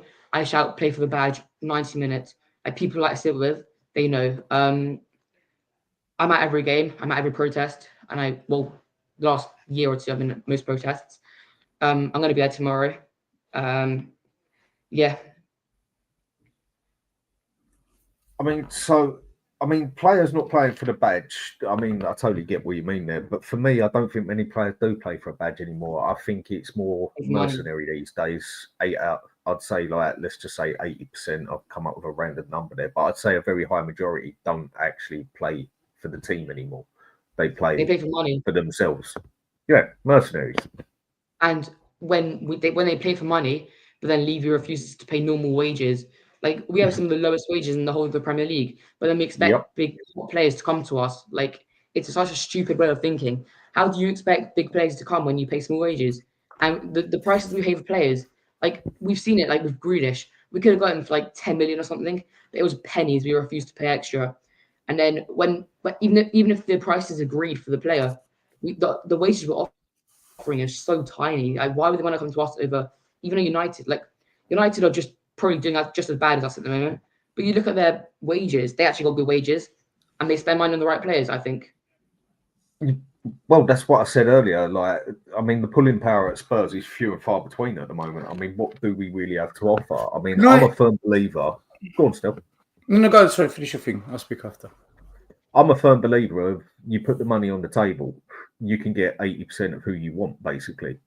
We could attract massive players at this club if we was to put the money on the table and show them we mean business, because I'm still a firm believer of money talks. Man U still have pulling power because they pay the money and they pay the bloody wages. They will pay 350 grand a week. And they also have their history. Even though it hasn't been good over the past 10 years, they've still won things. Same as Arsenal when they weren't at their best for 10 years. Yes, okay, they've been second for the past 2 years, whatever, had a good couple of years. But before then, they was pretty much of a shambles to what they were. And they still managed to win FA Cups. Like Man U, back-to-back seasons of winning a cup. And some people, like Spurs fans, almost had the audacity to grill them for it and grill their manager. Yes, okay, they were poor in the league, but they still had cups to show for it at the end of the day. Man U still have pulling power. What pulling power do we have at Spurs? I mean, you see, even look at like the Arsenal. Go on, Stel, sir. No. Finish your point, mate. It's all right. Look at even the Arsenals and the Man Cities and Liverpools. Like, Arsenal don't spend so much on like a various amount of players, but you look at them for Declan Rice, 100 million. Look at how he's improved them, like to the levels. Like we can buy 5 players in a window, spend 200 million. But you look at the players, it's Archie Graves 18, Bergvall 18, 17 at the time, Vuskovic, 17 at the time. Heung-Min 17. And then we get Solanke, who's 26. I mean, I'd way rather a player like Declan Rice than all of those players. Like, because he has the power to change a team. Look at a Haaland, look at a Trent. Like, those teams bring play. Well, Trent didn't come in, but those players get brought in by the team. We don't bring in big players. We don't pay high wages. We don't pay anything. Yeah, go on, Stel, sorry. Yeah, but for me, the issue I have with Daniel Levy and Enoch, and it's basically this: they've been in charge of Spurs for 25 years. That's longer than any ownership Spurs has ever seen. We've never had an owner in charge for 25 years, never. They've been in charge of Spurs longer than any other Premier League club has had an owner in charge for that long. If you think of any Premier League club, the Premier League started in 92. So what's that? It's coming up to, was it over 30 years old now? 32 years old? No club has had an owner in charge that long. No club. So we've had the longest Premier League ownership and the longest Spurs ownership. They've had more time than anyone else to get it right. And in the 25 years, they've had time to say, right, we're going to build an academy that produces top talent that constantly feeds into the first team, whether it's one player a year or two, but there's going to be a conveyor belt. We haven't seen it. They've had 25 years to put in data analytics, recruitment, scouts, build a global network where they say, right, we can't compete with Man United and Real Madrid for players, but what we can do is put together a world-class scouting system. They haven't done it. They haven't done it. They've had 25 years to put in place a philosophy, academy, first team, what kind of coaches and academy director to run the youth operation, what kind of manager to run the senior operation and connect the two. They haven't done it. You look at everything they've done football-wise, they've had more time than anybody else to build a winning formula and to communicate with the fans and say to the fans, look, we're going to be honest and straight up. We ain't Man United. We ain't Chelsea with Abramovich. We're not Bayern Munich. But what we are going to do is build an amazing scouting network. It's going to take us 10 years. We're going to build an amazing recruitment structure. It's going to take us 8 years. We're going to deliver a philosophy, one that is entertaining, balanced, and wins. We're going to only hire types of managers that fit the philosophy. We're going to build over the course a new stadium to help raise more money to invest in the team. We're going to build a new academy to better enhance the opportunities of developing a higher quality young player and attract better youngsters to the academy. And over our reign, we're going to get the best football director, the best scouting teams, the best academy director, the best medical teams. Give us time. We're going to build you an absolute animal that you're all going to be proud of. They haven't done any of it in terms of the football stuff. We got the stadium that makes the Wonga. We got the academy that's got the hotel that they can hire out and the training facilities to woo players to come and try and get top four. They've done everything but the football. Guys, we don't need to spend like Real Madrid. We don't need to spend like Man United. We just need a proper football structure that is world class.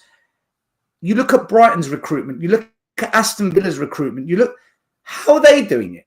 And we end up with Johnson, Werner, Richarlison. We end up with Pape Sarr. Mate, Dan, this has been my argument with anyone who's Levy in. When they say to me, oh, but be patient. Oh, but we had COVID.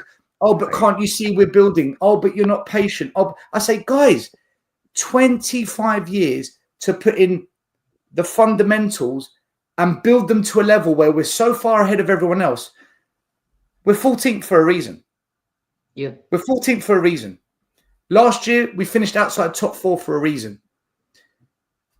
I don't get it, guys. I don't get how anyone defends Levy and Enoch. They've had so much time to just show us that they can build a football club. And what they've built is an investment bank.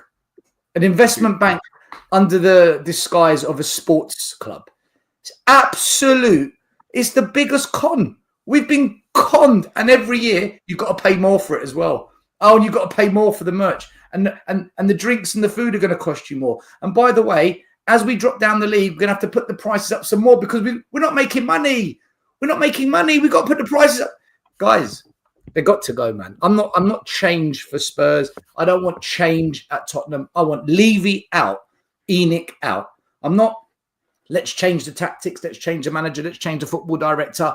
Let's change some of the board members. Let's have new owners, but keep Levy. I'm none of that. Change can mean so many things. I'm none of that. I'm Levy out, Enoch out. I don't want them here, any of them. They've had 25 years. They've failed. They've robbed us. I want them gone. That's how I feel, people. That's what I think of it. And if you agree, great. If not, then I'm sure everyone's got their different views on what they think of it. But 25 years, and you still don't know what it beggars belief. It beggars belief how anyone can say. I heard this guy call up Talk Sport the other day. Sorry, man, I'm in a rant now. Go for gold, mate. Go for gold. This guy called up Talk Sport the other day, and Simon Jordan just absolutely sucks off Daniel Levy. Oh, Levy's the greatest chairman in the world. Simon Jordan. I like Simon Jordan personally. Apart from that point, I like him personally. But listen, apart from that bit, he's intelligent. He talks. He's got a good jib on him, right? But he says, I tried to give you the insight from a chairman because I was a chairman. Mate, he failed at Crystal Palace. He had to jump ship. What did he do at Crystal Palace? I don't want to hear what you have to say about chairmans. And he sits there defending Levy, and then a caller calls in. I don't understand what all this Levy out noise is about. I sit in the West Stand. It's a wonderful stadium. I sit in my seat and I look around and I think, I'm so lucky to have a seat in such a wonderful stadium. They can't see what Levy's done for us. They don't appreciate anything. I don't understand our fan base. And I sit there going, stadium, seat, what do you support? Architecture? What, the plastic seating that's comfortable? What do you support? And he's sitting here defending Levy because of the stadium, because of the seat that he's got. And he can't understand fans that pay thousands and thousands of pounds to watch Leicester City beat us, to watch Crystal Palace beat us, to watch Ipswich Town beat us. He can't understand why we've got an issue after 25 years. Dan, this fan base, I don't understand how anybody can defend this ownership. I don't get the argument. I don't understand it. I don't. No. I don't either. I mean, the last game I went to with my wife was Fulham when I got tickets off you, and it was dead. I've been to games, like I've been abroad and that. I've been to Dortmund several times and that, and one of the biggest games I ever went there was Dortmund versus Schalke 04. And even though Schalke 04 ain't necessarily they're not a big club over there, Dortmund and Schalke is the equivalent of Arsenal and Spurs, basically. You could not hear yourself. I mean, apart from all of us having a beer and everything else and that, you could barely hear yourself think. It was like being in a nightclub, basically. You literally had to pull your mate over and shout in his ear for him to even get an idea of what you're saying. Barcelona, it was exactly the same. Real Madrid, the same. Other places, a bit. Bayern Munich, exactly the same. And at Spurs the other day, like against Fulham, I was sort of whispering and the people behind me could probably hear me. I didn't even have to raise my voice to Beth sitting next to me and talk to her. I literally had to keep my voice down because everyone could hear what I was bloody saying. I could hear the people behind me talking and they weren't even talking loud. There is just no passion in that, what do I call it, arena, whatever you want to bloody call the thing, whatsoever. I mean, Matt, what do you find it there? I take it you go to the games, yeah? Yeah, I have a season ticket. I go to most games. I don't remember enough from the old Wild Lane, but the atmosphere is awful. I mean, there was a few games in the first few last season. The United game was brilliant last season. I mean, it's just you should look at other clubs. Like I went to PSG a few months ago, and their fans, they're crazy. You just don't see that at Tottenham. But changing the topic, I just wanted to talk about. I I feel like we're trying to be too much of a Brentford, of a Brighton, like trying to bring in these young players no one's ever heard of and selling them for profit in a few years. Like, because we are just seeing that in the last year or two. Like, all these young players are bringing in, we just know we're bringing them in, so Levy can sell them in 3-4 years or maybe more for 100 million, and it's going to happen. I mean, we're a business, not a football club, and you can't deny that. No, Everything about it. I mean, the amount Levy earns from one match day is crazy. Like, we don't need top 4 anymore to get the money because we can get the money in different ways.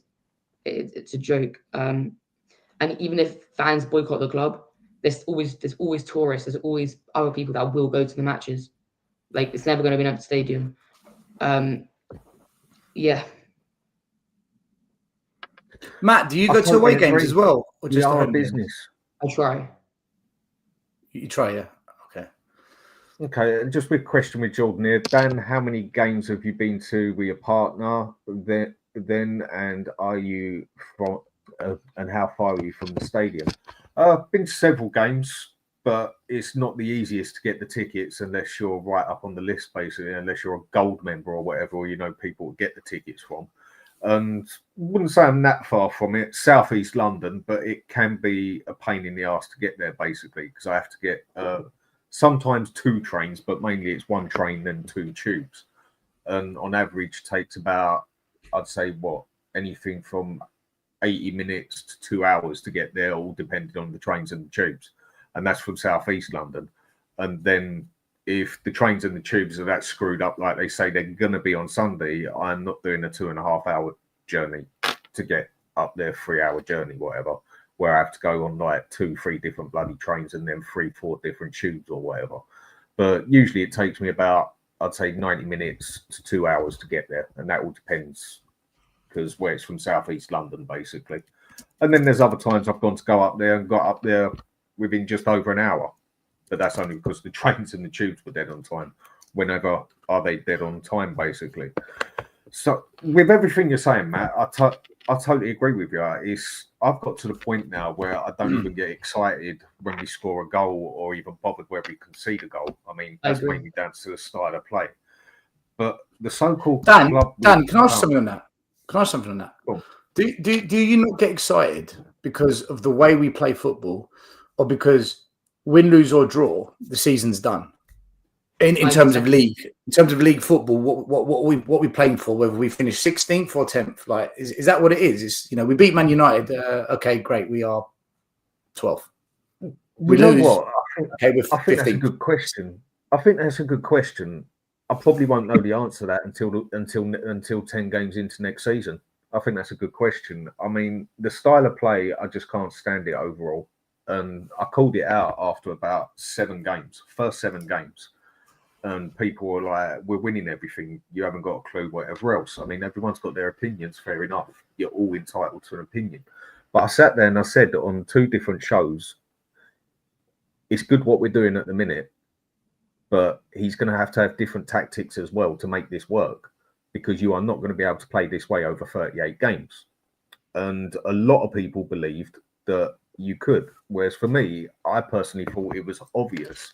People will start seeing what we're doing, and you just cannot play out and out kamikaze gung-ho football over 38 games, for God's sake. And yeah, lo and behold, after about 12, 13 games, 15 games, it really started showing up, basically. And it's his style of play. It's the inverted wing backs that drive me up the wall, that really, really do me. Because I think if he just sorted out the wing back issue, I think that's 25% of his problem solved, personally. Yeah. I think that is the main issue. And it's the way we play, but do you know what? When the season is done and dusted, I think that's probably got a big part to do with it as well. I heard you guys talking about Maddison before. I was just going to say, we want Maddison. We want to get the best out of Maddison. But I'm not sure how we're going to do that when we have Udogie inverting, playing in a cam position, Porro inverting, playing in a cam position, Kulu coming down from the wing, playing in a cam position, and then Son coming inside with Solanke dropping back. But then we asked Maddison to control the game, to play these balls through over the top. How do we expect him to do that when we give him absolutely no space? I Exactly. think he can be our key player if we play in the right system, because we've seen what he can do in the last 10 games in the first 10 games last season.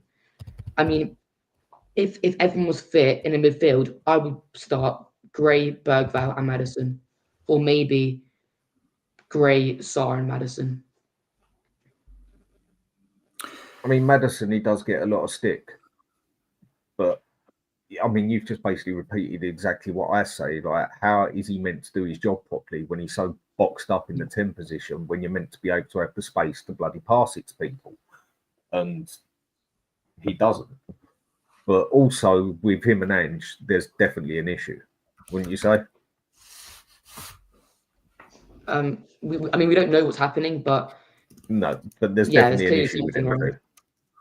They don't get on. I don't know what's happened, but right, James, how we doing, mate? Hope everything's good. If you want to jump on and say a bit, you know where the link. You know, send me a WhatsApp. Dan, can I say something about the protest tomorrow? Because there's people in the chat talking, and I don't want this to boil over, right? So, go on. Right, what I'll say is this, people. I'm going to be going live tonight at 8:00 on my channel, right? 8 p.m. Announcement: Change for Tottenham. That's the title of the show. Change for Tottenham are the group leading the protests and trying to get everyone together to try and bring about change. For me, I've made it clear I don't want change. I want Levy out, Enoch out. I've been very clear with this for a long time. However, after speaking with the Brian Daigles, people on my channel and others, they all said, look, we need to go along with this because it's the only way we go together. And I said, I agree. For the sake of unity, we've got to toe the line. We tried to get Change for Spurs onto our show many times, and we just nothing.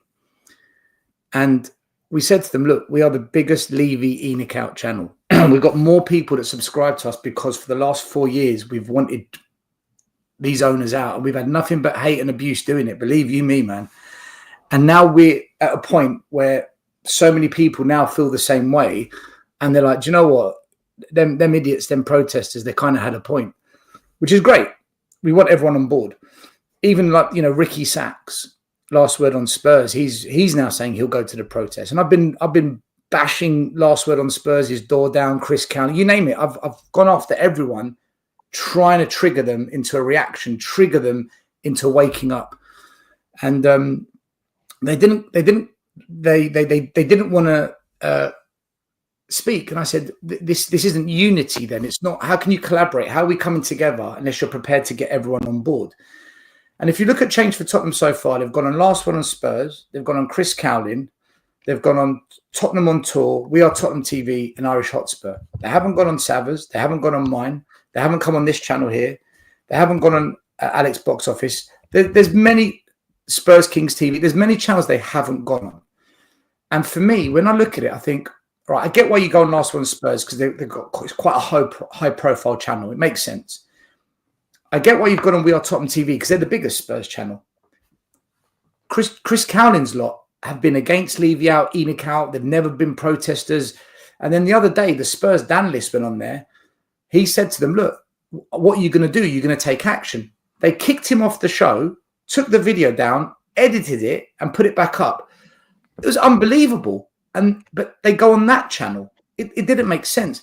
They went on the Irish Hotspur, who he's flipped and flopped and flipped and flopped for the last 5 years on Levy and Enoch. Like, are they really the channel to be going on? But they should go on everyone's channels. That's the truth. But if you're going to cherry pick wisely, where you're going to get people that really want to fight for the cause.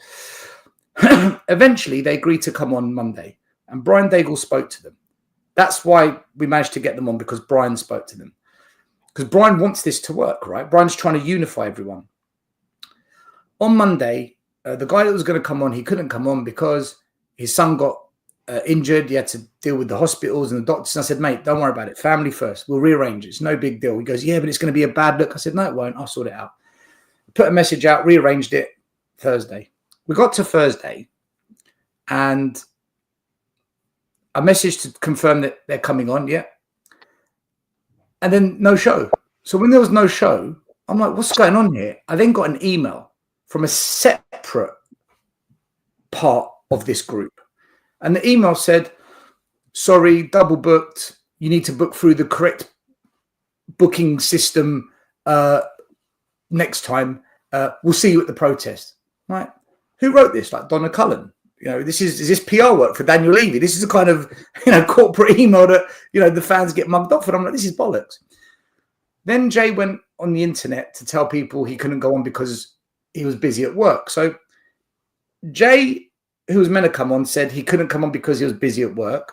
The email I got from Change for Tottenham said there was a double booking. Well, Jay wasn't double booked because he's at work. And we didn't book through the right system yet. All the other channels they've booked on, they've booked through WhatsApp, private chat. So how did everyone else manage to book correctly, but we didn't? Guys, two different stories. It doesn't add up. And then Jay, who was on Last Word on Spurs, he told the audience, I don't know anything about it. So one person knows nothing about it. The other one saying we didn't go through the booking system. And then the other person saying, sorry, guys, I got stuck at work. We got lied to. It was a setup, right?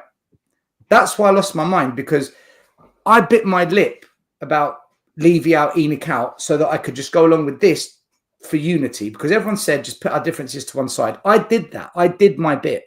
And I busted a gut to try and make this work. All right. That show has blown up, right? It's exploded. And it's all over the internet. There's clips, and it's just caused hate and anger. And I'm getting called every name under the sun by 50% of the Spurs world. And the other 50% like, good on you, Stel, well done. This is what we mean. Keep it real. What is this all about? So either you love me to bits and you want to hug me and buy me a pint, or you want to get a hammer and smash it on my head and see me bleed in the streets, right? That's kind of how it's gone. And I'm just like, guys, this isn't on me. I did my bit. I'm fuming that they didn't do theirs. Okay, that said.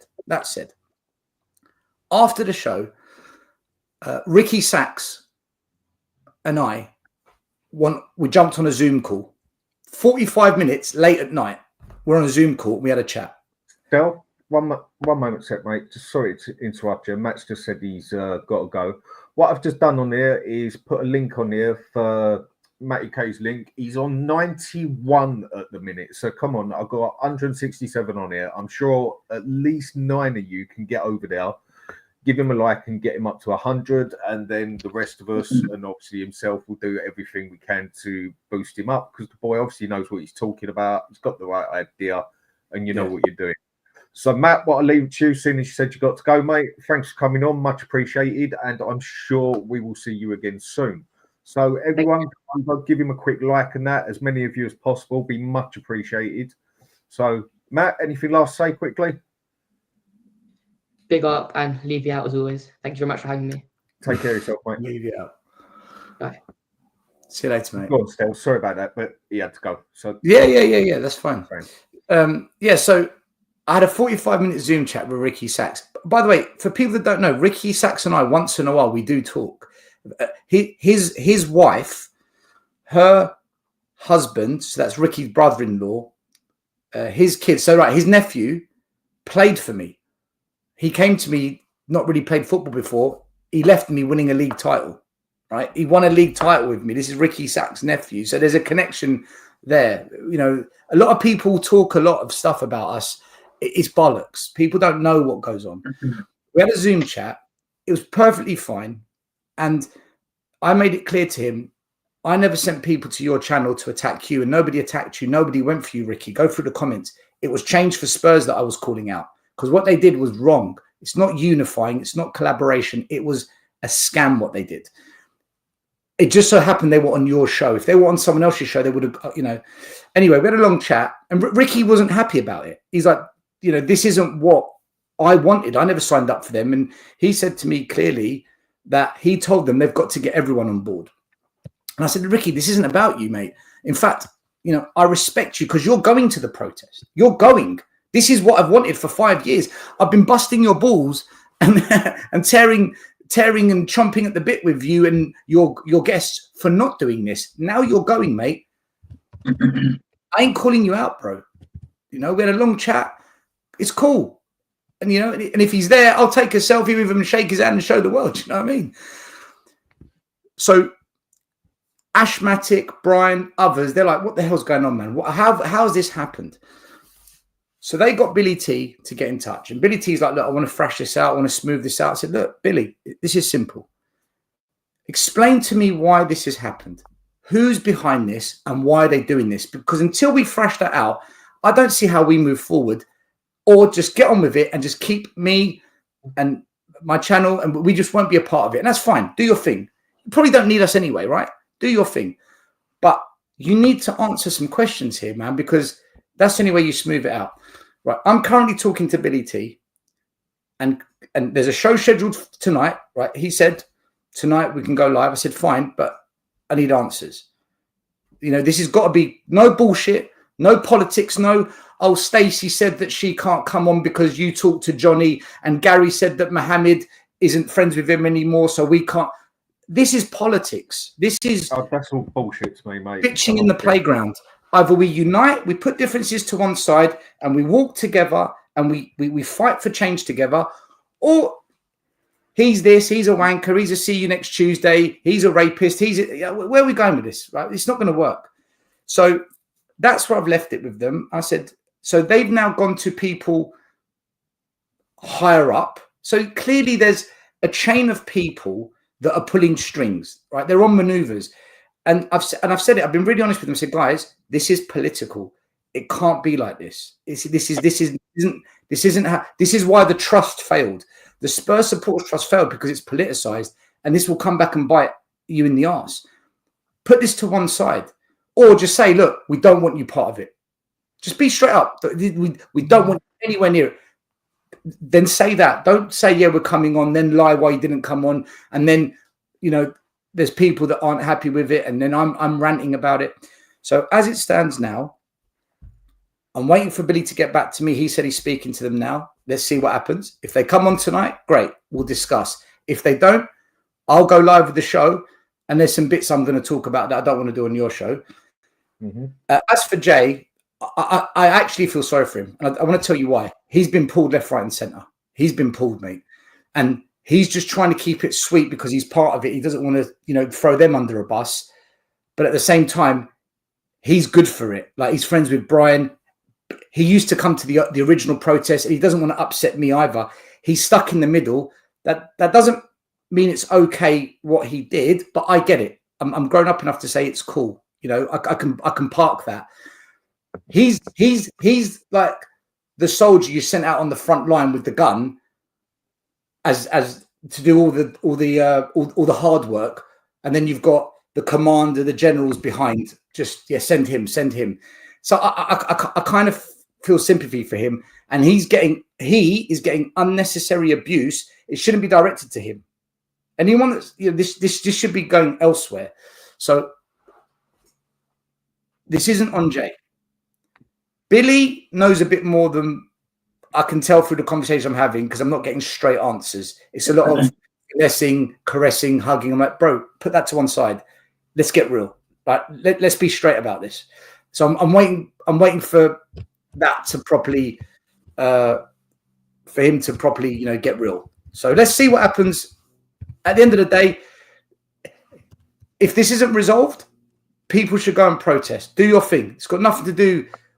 Whether I go or not, it doesn't matter. People, if you want to go. Be a part of it. But for me to get involved and to really tell everyone, let's all do this together, they need to just set this straight, man, because this isn't on me. This isn't. And everyone will make out that it is, because there's a lot of people that can't wait. Yeah, let's go after Steelers. Yeah. But there's also a lot of people that are like, you know what? We're not having this. This isn't on. This isn't what unity was all about. So where's James gone? Have I upset him? I don't know. I think his link might have just got. All right.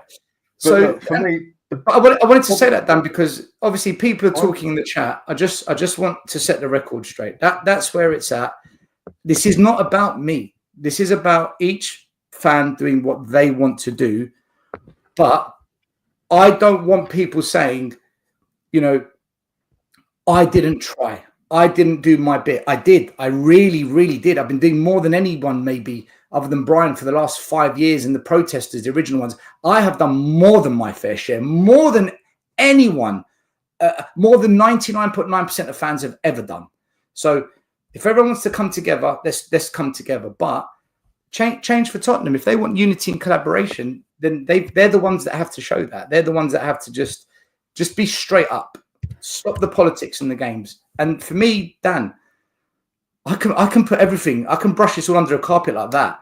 But I need some honesty, man. I need to know what this is really about, and whether we're in, out, and why. And that's it, man. Just let's be men about it. Let's be grown-ups. We don't need to do politics. I agree. So, this is what I said at the start. I don't actually know what this protest stands for. Yeah, like, is it Levy ENIC out, or is it Levy pull your finger out your ass and get your act together sort of thing? I don't actually know. But anyway, James, how we doing, mate?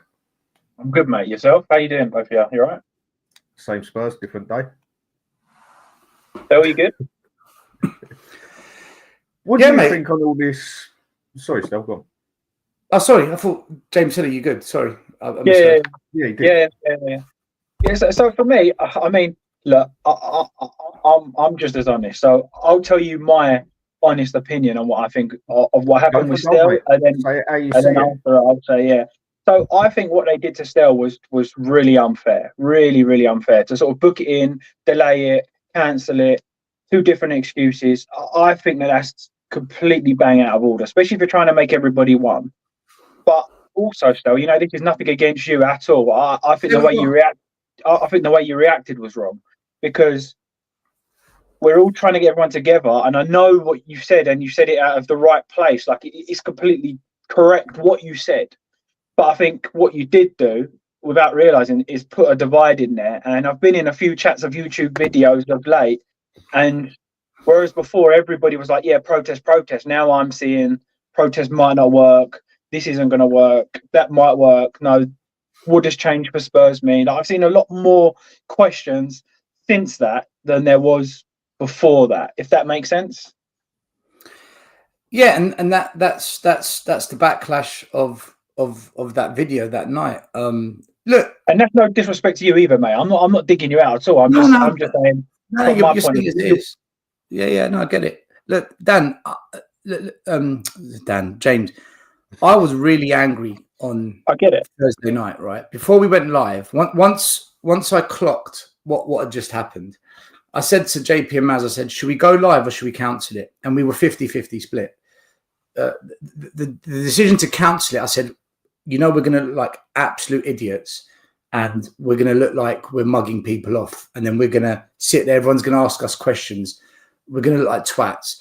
And this is why we went live. And I want to be clear. I said to the guys, the only reason Tottenham Away has got the audience it's got, the people that sign up to the channel, is because we've always been real, even when the world said no. We always have said it as it is, whether it's Johnson shit, Ange out, Levy out. We've always said what we felt when the rest didn't agree. And over time, people have thought, you know what, these guys have been saying these things. You know, we kind of like this, man. It's different. It's real.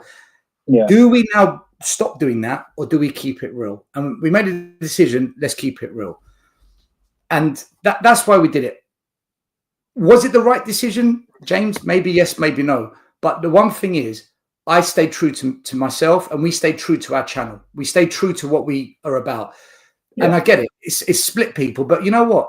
We've been dividing or being part of division for years. But in the end, everyone comes around and says, you know what? They fucking said this. You know, Levy out, ENIC out was divisive for 5 years. And now 5 years later, you've got all the people that have said we're wankers, we're poison, we're toxic, we're gooners, we hate Tottenham, we're morons. All them people now, do you know what? Levy out, ENIC out. It's like, oh, nice. Cheers, right? Yeah.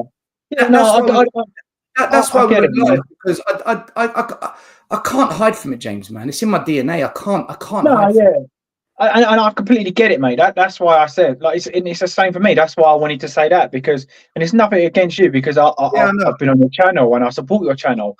I also support Last Word on Spurs. You know what I mean? I'm open, but for me, my outlook on that was like, oh shit, man, like that could have done more damage than good, even though you had to say what you had to say. Listen, it's fair. Everyone's entitled to their own opinion and their own feelings. They should say what they feel. I just felt like, even as I was watching, I was like, shit.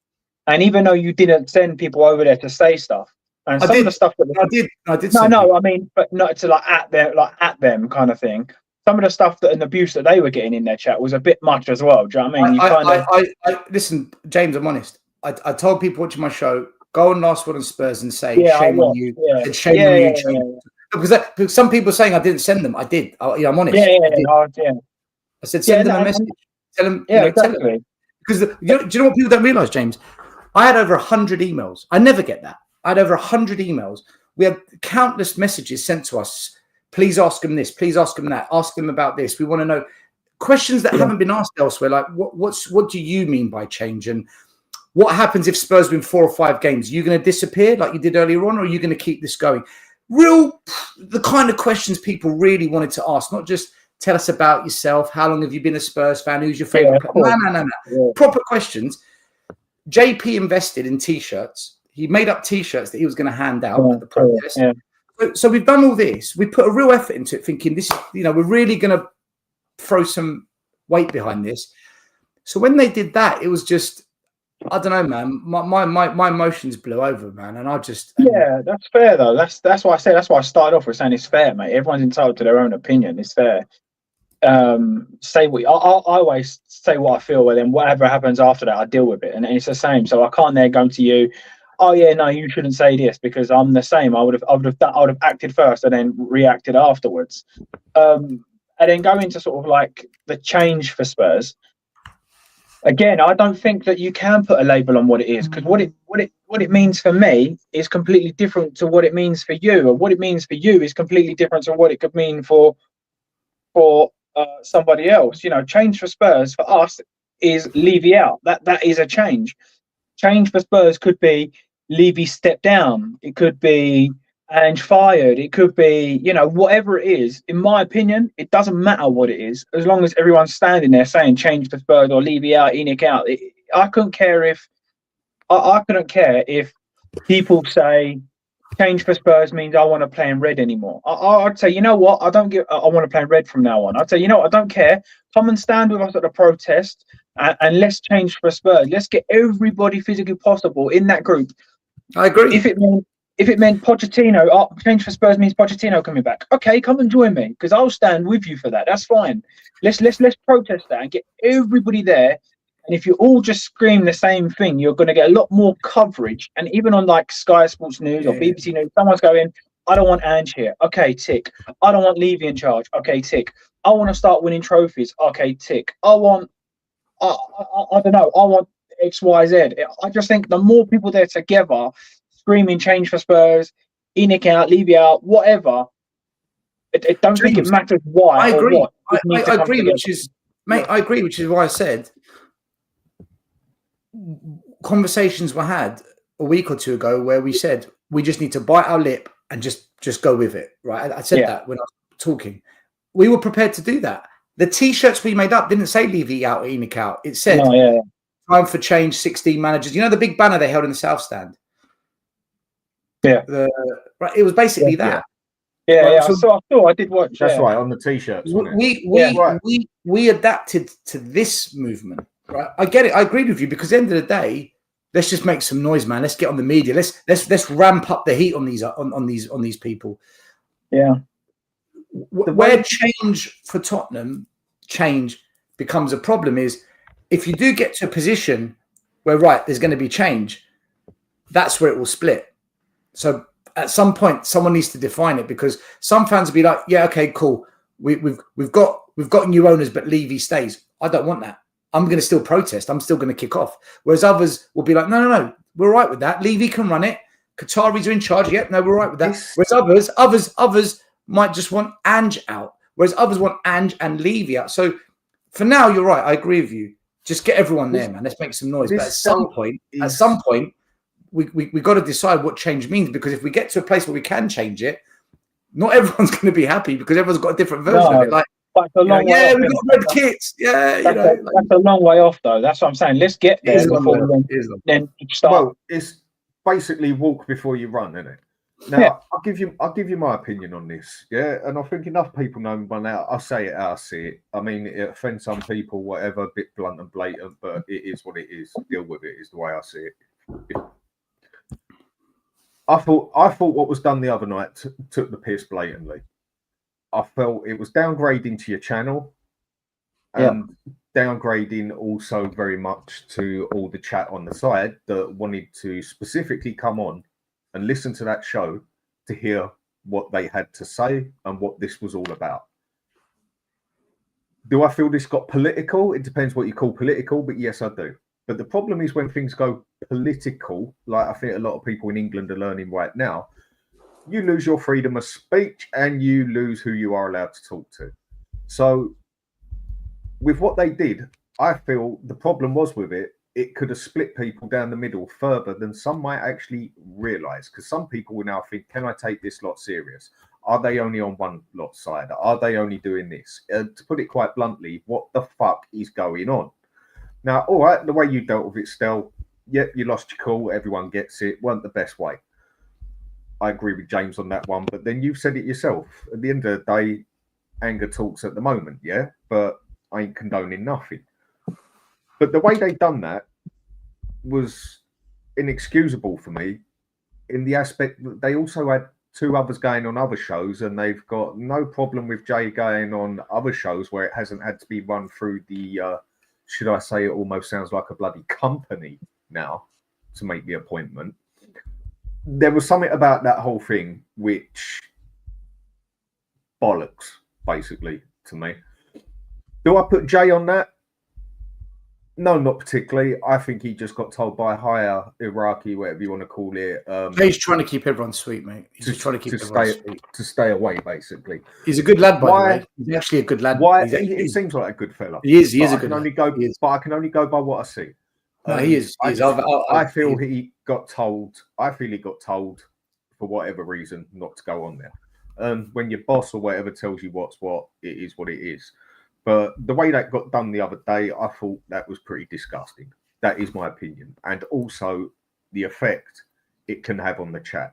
Because now you've got people like me asking, and people say, yeah, but he's only one person. Yeah, but I'm one person of how many? How many other people are thinking exactly the same as me right now? How many other people are just thinking, oh, shut up, I don't agree with you? I bet you there's a lot of people also thinking what I'm thinking now of what the hell is this actually all about? What is it all about? And like you said, what is this protest about? Is it about Levy out, Enoch out, change at Spurs fully? Or is it about, I mean, Ange don't come into this one for me.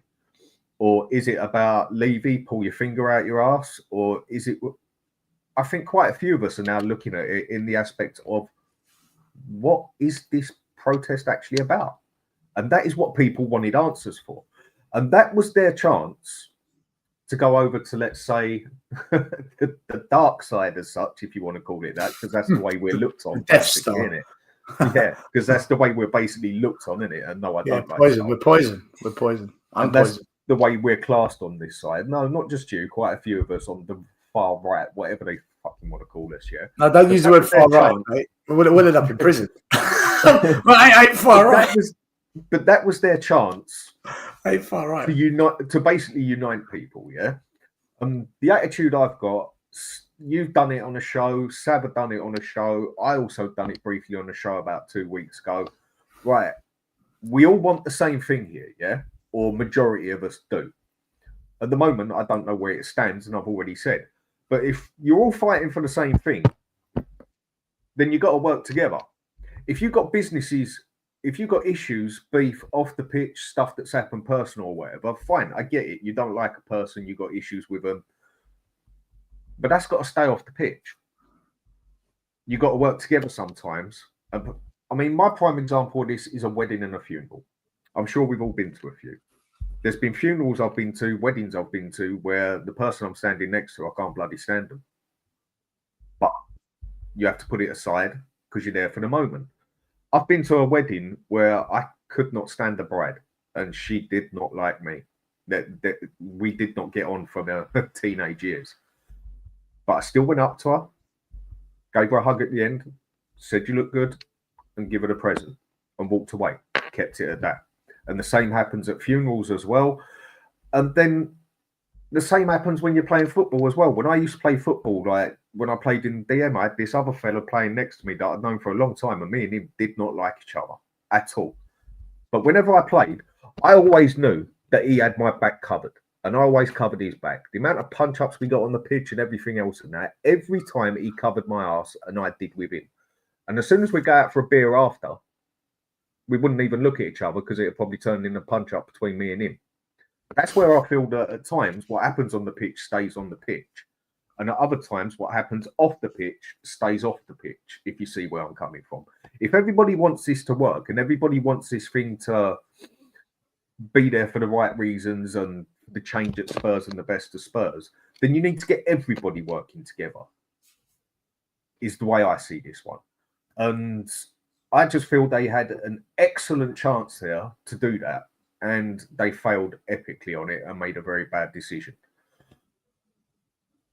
I know some are going to disagree with that. I know some are going to agree with that. Each their own at the end of the day. But the whole situation for me was bollocks. I didn't like the way that went. Okay, you could have dealt with that better as well. I haven't denied that. James said it as well. Others have said it. You've admitted it yourself. You've put your hands up to it. So let's just hope they can get their act together as well and fix this up, basically. I believe it's fixable. Of course, it's fixable. I feel it's them personally who's got to put more of the effort in to fix this up, because they're the ones who screwed it up, basically. I mean, the fact that you got an email like hour before the shows, like a business email, basically. I couldn't help but laugh at that. I couldn't stop laughing. It wasn't even. They didn't even put a name on it. It was just. It just ended. Exactly. I think. I don't know how it ended. It just ended. Is it regards or something? I don't know. It's just, for me, it's just the whole thing was just done completely and utterly wrong, basically. And they had a perfect chance there to unite people and get them on their side. And this is the other thing I've said as well. This is where other channels need to put things aside as well, because if, again, we're all asking for the same thing, then you're going to have to work together one way or another, or you're just going to have to put things aside for the moment and basically all preach what you're preaching. It's just the way I see it. But some people struggle to do that.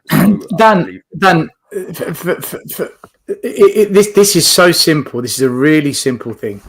Either you're for everyone or you're for a select few. Either you want to reach out to everyone and get everyone on board, or you want to pick the ones you want to work with, which is fine. If you're going to pick, then don't talk about unity and collaboration. Don't use those words. Don't talk about bringing people together. If it's about everyone, then show it and do it. If you don't want to work with someone, then be a grown-up, a man, a woman, an adult. Just be honest and say contact that person. Say, listen, this is where we're at. We can't do this because of this, and that. Dan, how can you get angry, upset when people are straight up with you, right?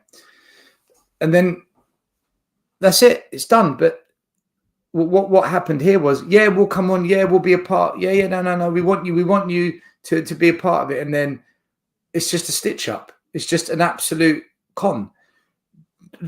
That's where it's like, well, what are you now? So just like I said to you, Dan, you know, when I first started coaching, right?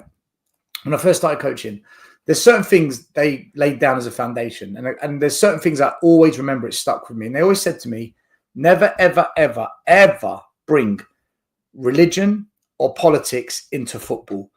Football is the religion. We don't do... Exactly. Politics and religion still are the two biggest killers on the planet. but they're also unified. If you look at Spurs, look at the players, lots of different religions. If you look at all the players, you've got some that vote Green, Lib Dem, Tory, Reform, Labour, whoever, right? But they all play what? Football together. That's why you don't bring politics or religion into it. There's no place for it. The fans are mixed. The players are mixed. We all come there for what? Football and Tottenham.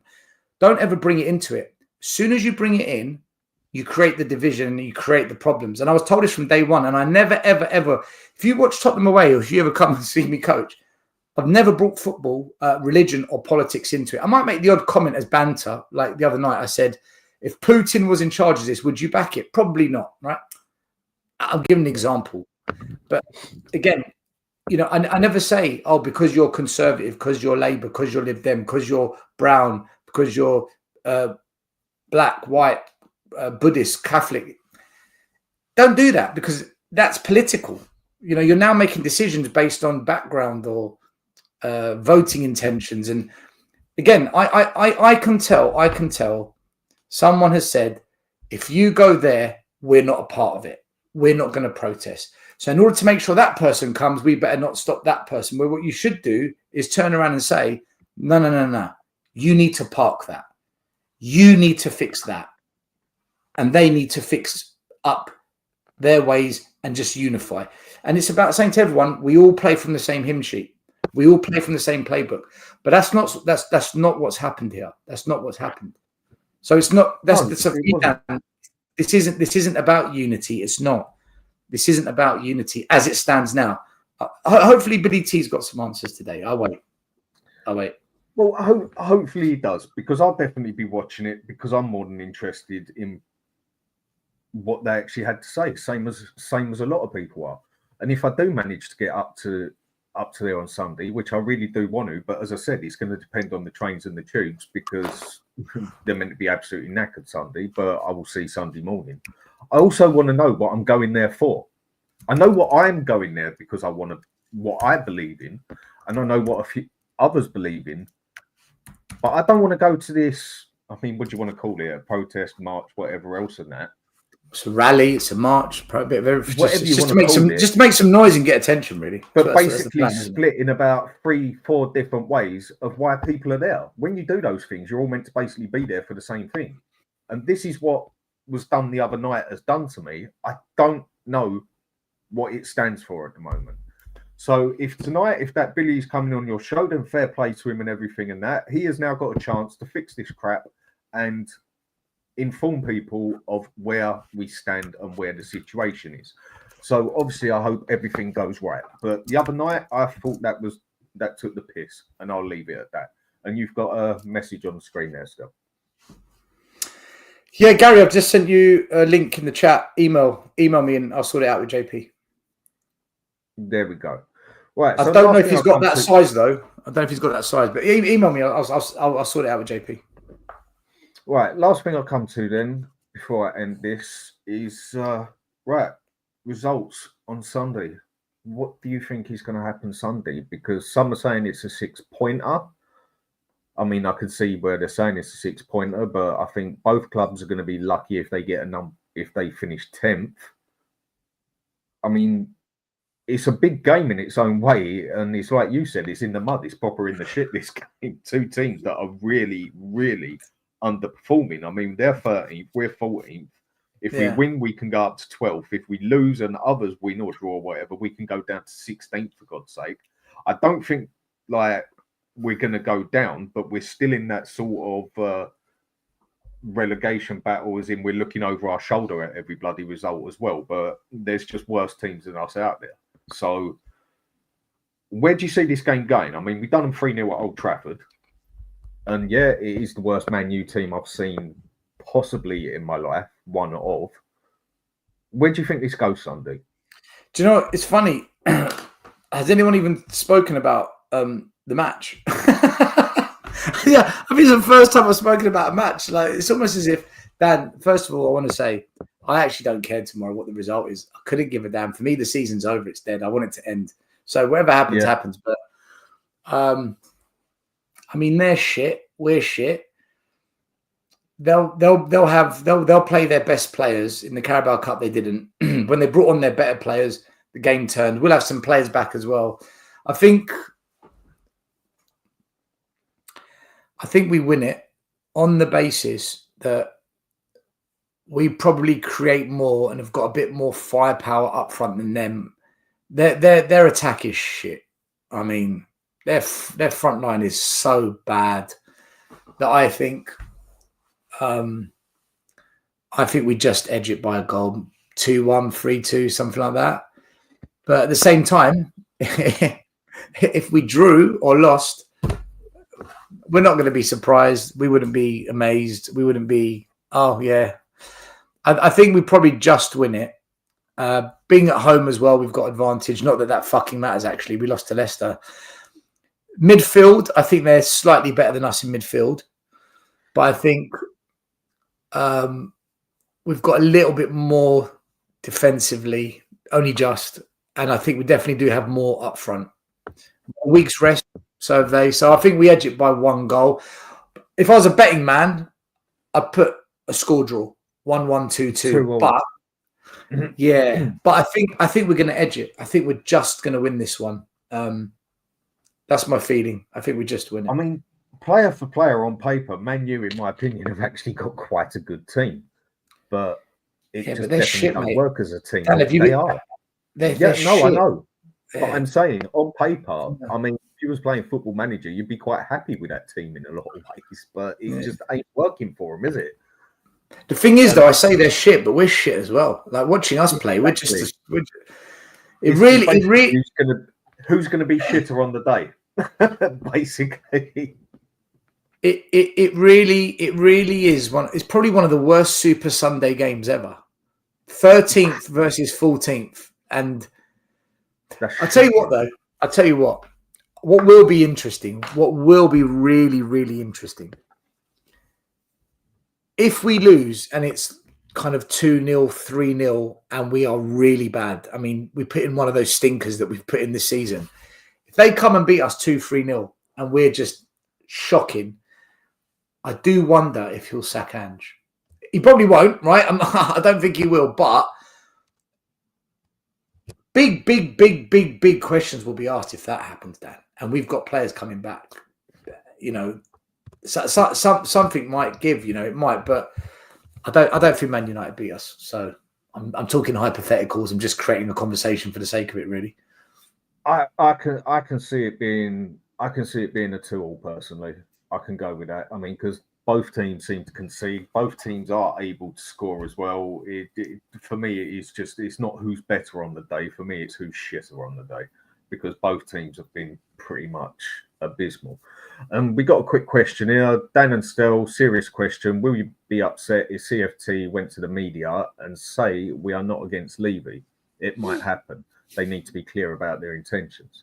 I'll go with that one first. I mean, if they turn around and say they're not Levy out, yes, I'll be disappointed in the aspect of where it's not what I want. But if that's the way they want to do it and that's what they want, that's their choice at the end of the day. I don't have to agree with it. I don't have to respect it. I don't have to agree with it.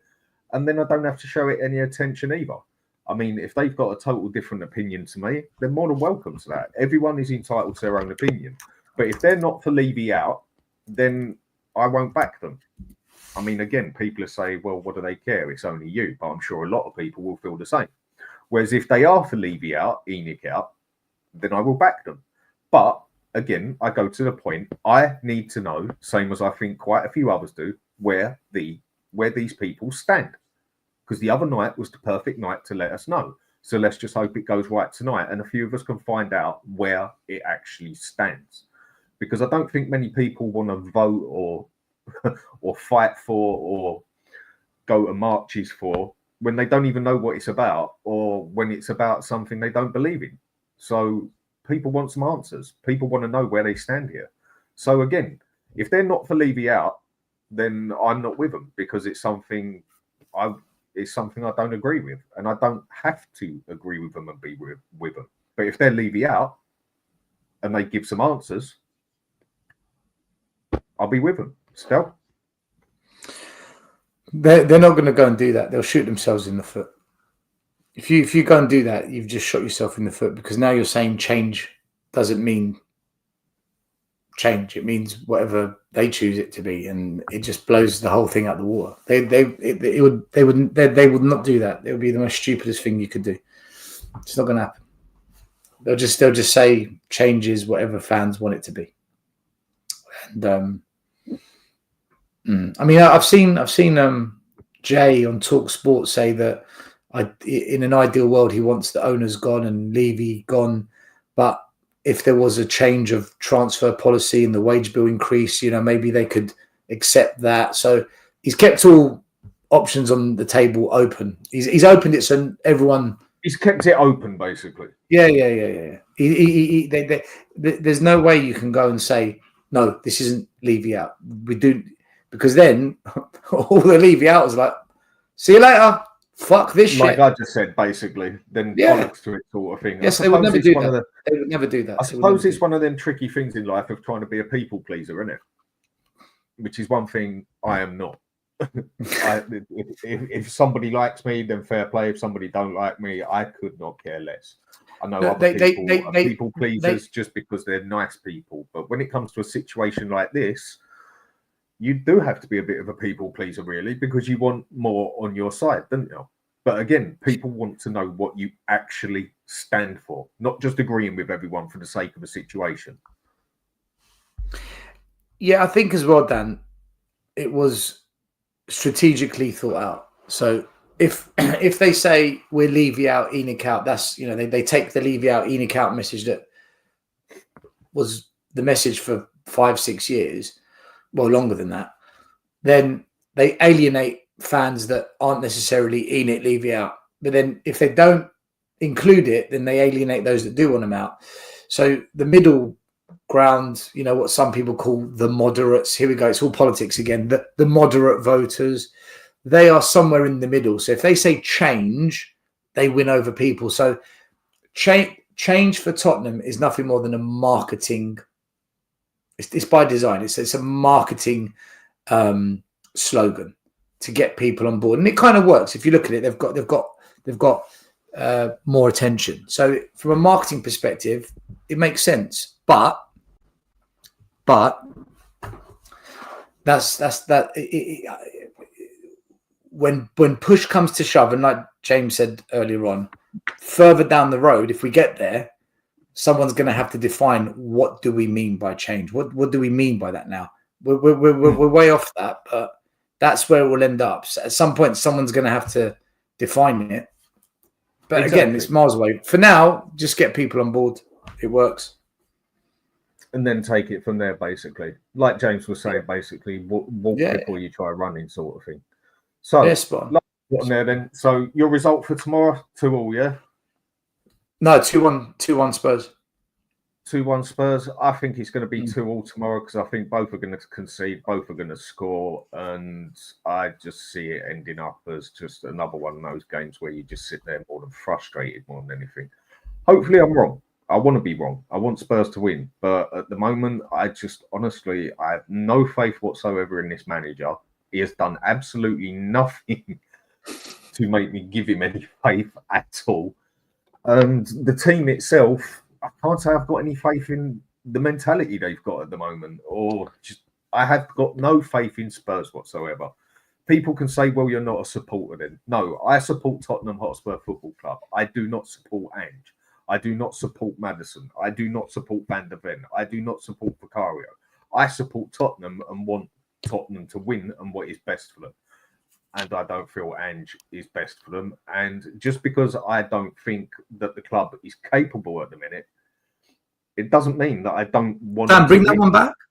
Bring that one back. Doc. Yeah. Can I ask a question? Why are you wasting your time with this Levy out? Right. I want to ask you a question. What do we do then? Rather than saying don't do this, don't waste your time, what's the alternative for us to do? What's your solution, right? You say you think we all feel any different. Stop wasting hours in your own time, mate. Levy's sitting there laughing. Okay, cool. I agree with it all. What's the solution then? Tell me what we do.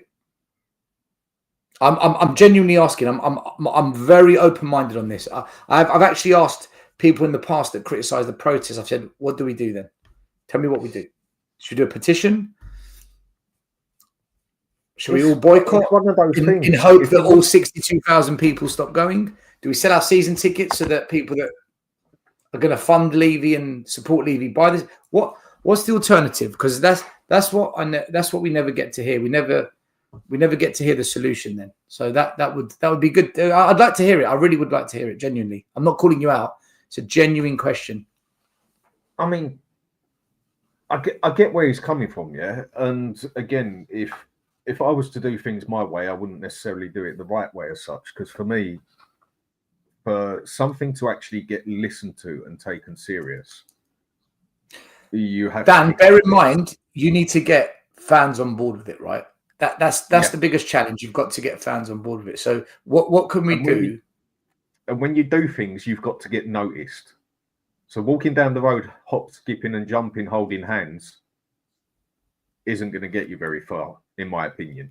But for people to be taken seriously, you need to get noticed.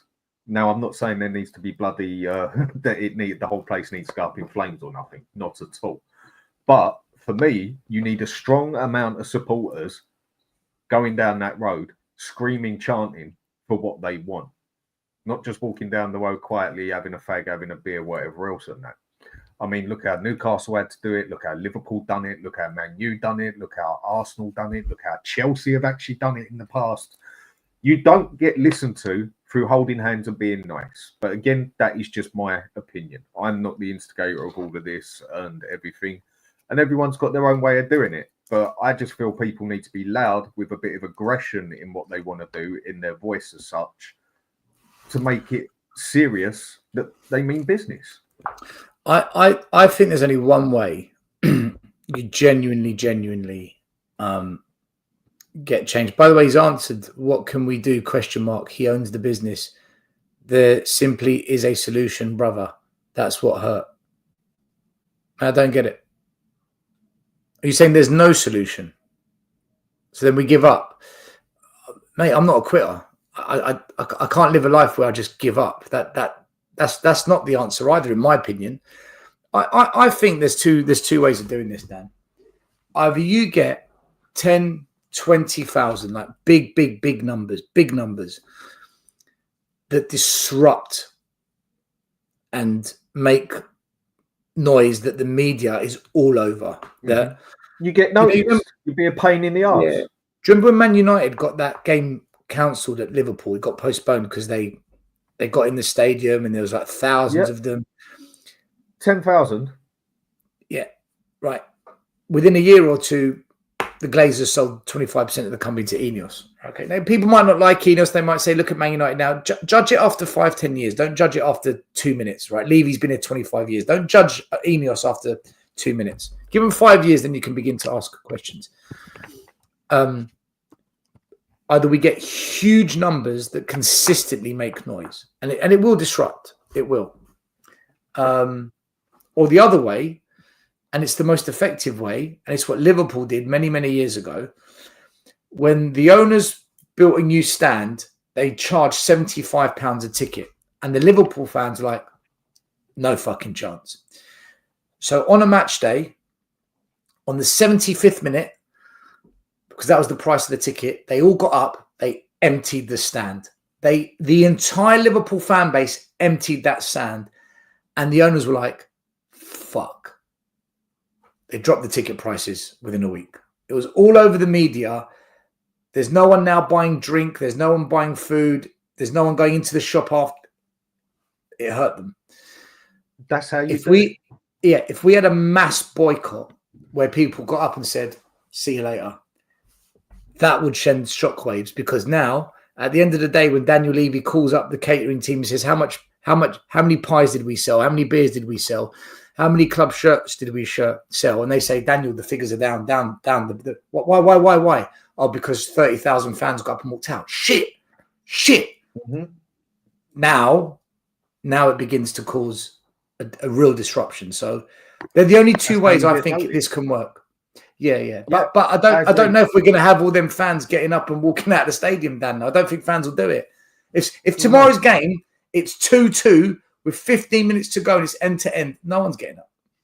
Ain't no one leaving except the ones that leave 5 minutes before the end to go and catch the train. Even before it's like I've said before. You look at everything else that has gone on in England, let's say, over the past 5 years. The ones who get taken seriously are the ones who get noticed.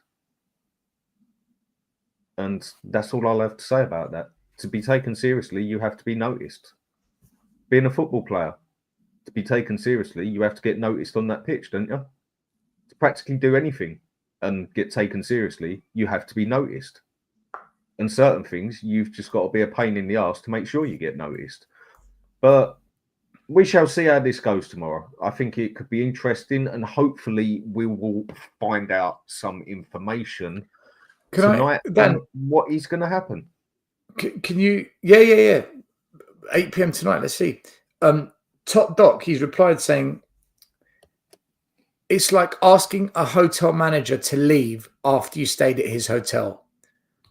The point I'm making is noise won't work. He makes millions of pounds. Okay, again, so what do we do? Right? Again, you're telling us what not to do. Where's the solution? You might have said, you could have said here, for example, don't buy food in the restaurant in the hotel. Don't go to the bar and drink in the hotel. Don't pay for any spa treatment in the hotel. Do it elsewhere. Right? You could have said that as a maybe solution, but like Top Doc, you're just saying don't do. What do we do then? Just what? What's the solution? The solution. That is the point. It's all very easy for people to say, well, you don't do it like this and you don't do it like that. Well, okay, then if you know how not to do it, then give me an idea on how to do it as such. But you find a lot of people don't do that. So, right, I've got to end it there. So, Stel, tonight, 8 o'clock on yours? 8 p.m. tonight, yeah. I don't know if they'll be on. I don't know if it's just going to be me. But listen, well, I'll wait. Let's just hope it all goes correct. And I've just put a link out there again for Matty K. If people could go on to him and subscribe to him. I think he's just got over 100 now. So thank you very much. I'll be doing some stuff again soon, getting Mike back together on here as feeling fit, feeling half fit again. Last time I think I was actually physically fit was a long time ago, but there we go. That's what a few beers does to you. And so hopefully 8 o'clock, that all goes good tonight. So people, thanks a lot for watching. Give us a quick like and subscribe, be much appreciated. Rob, thank you for the super chat, mate, much appreciated. And everybody, let's just hope Spurs actually pull their finger out and do something tomorrow. Will they? Won't they? I suppose only time will tell. Have a good day, everyone. I'ma turn it up and then I'm gonna take it down.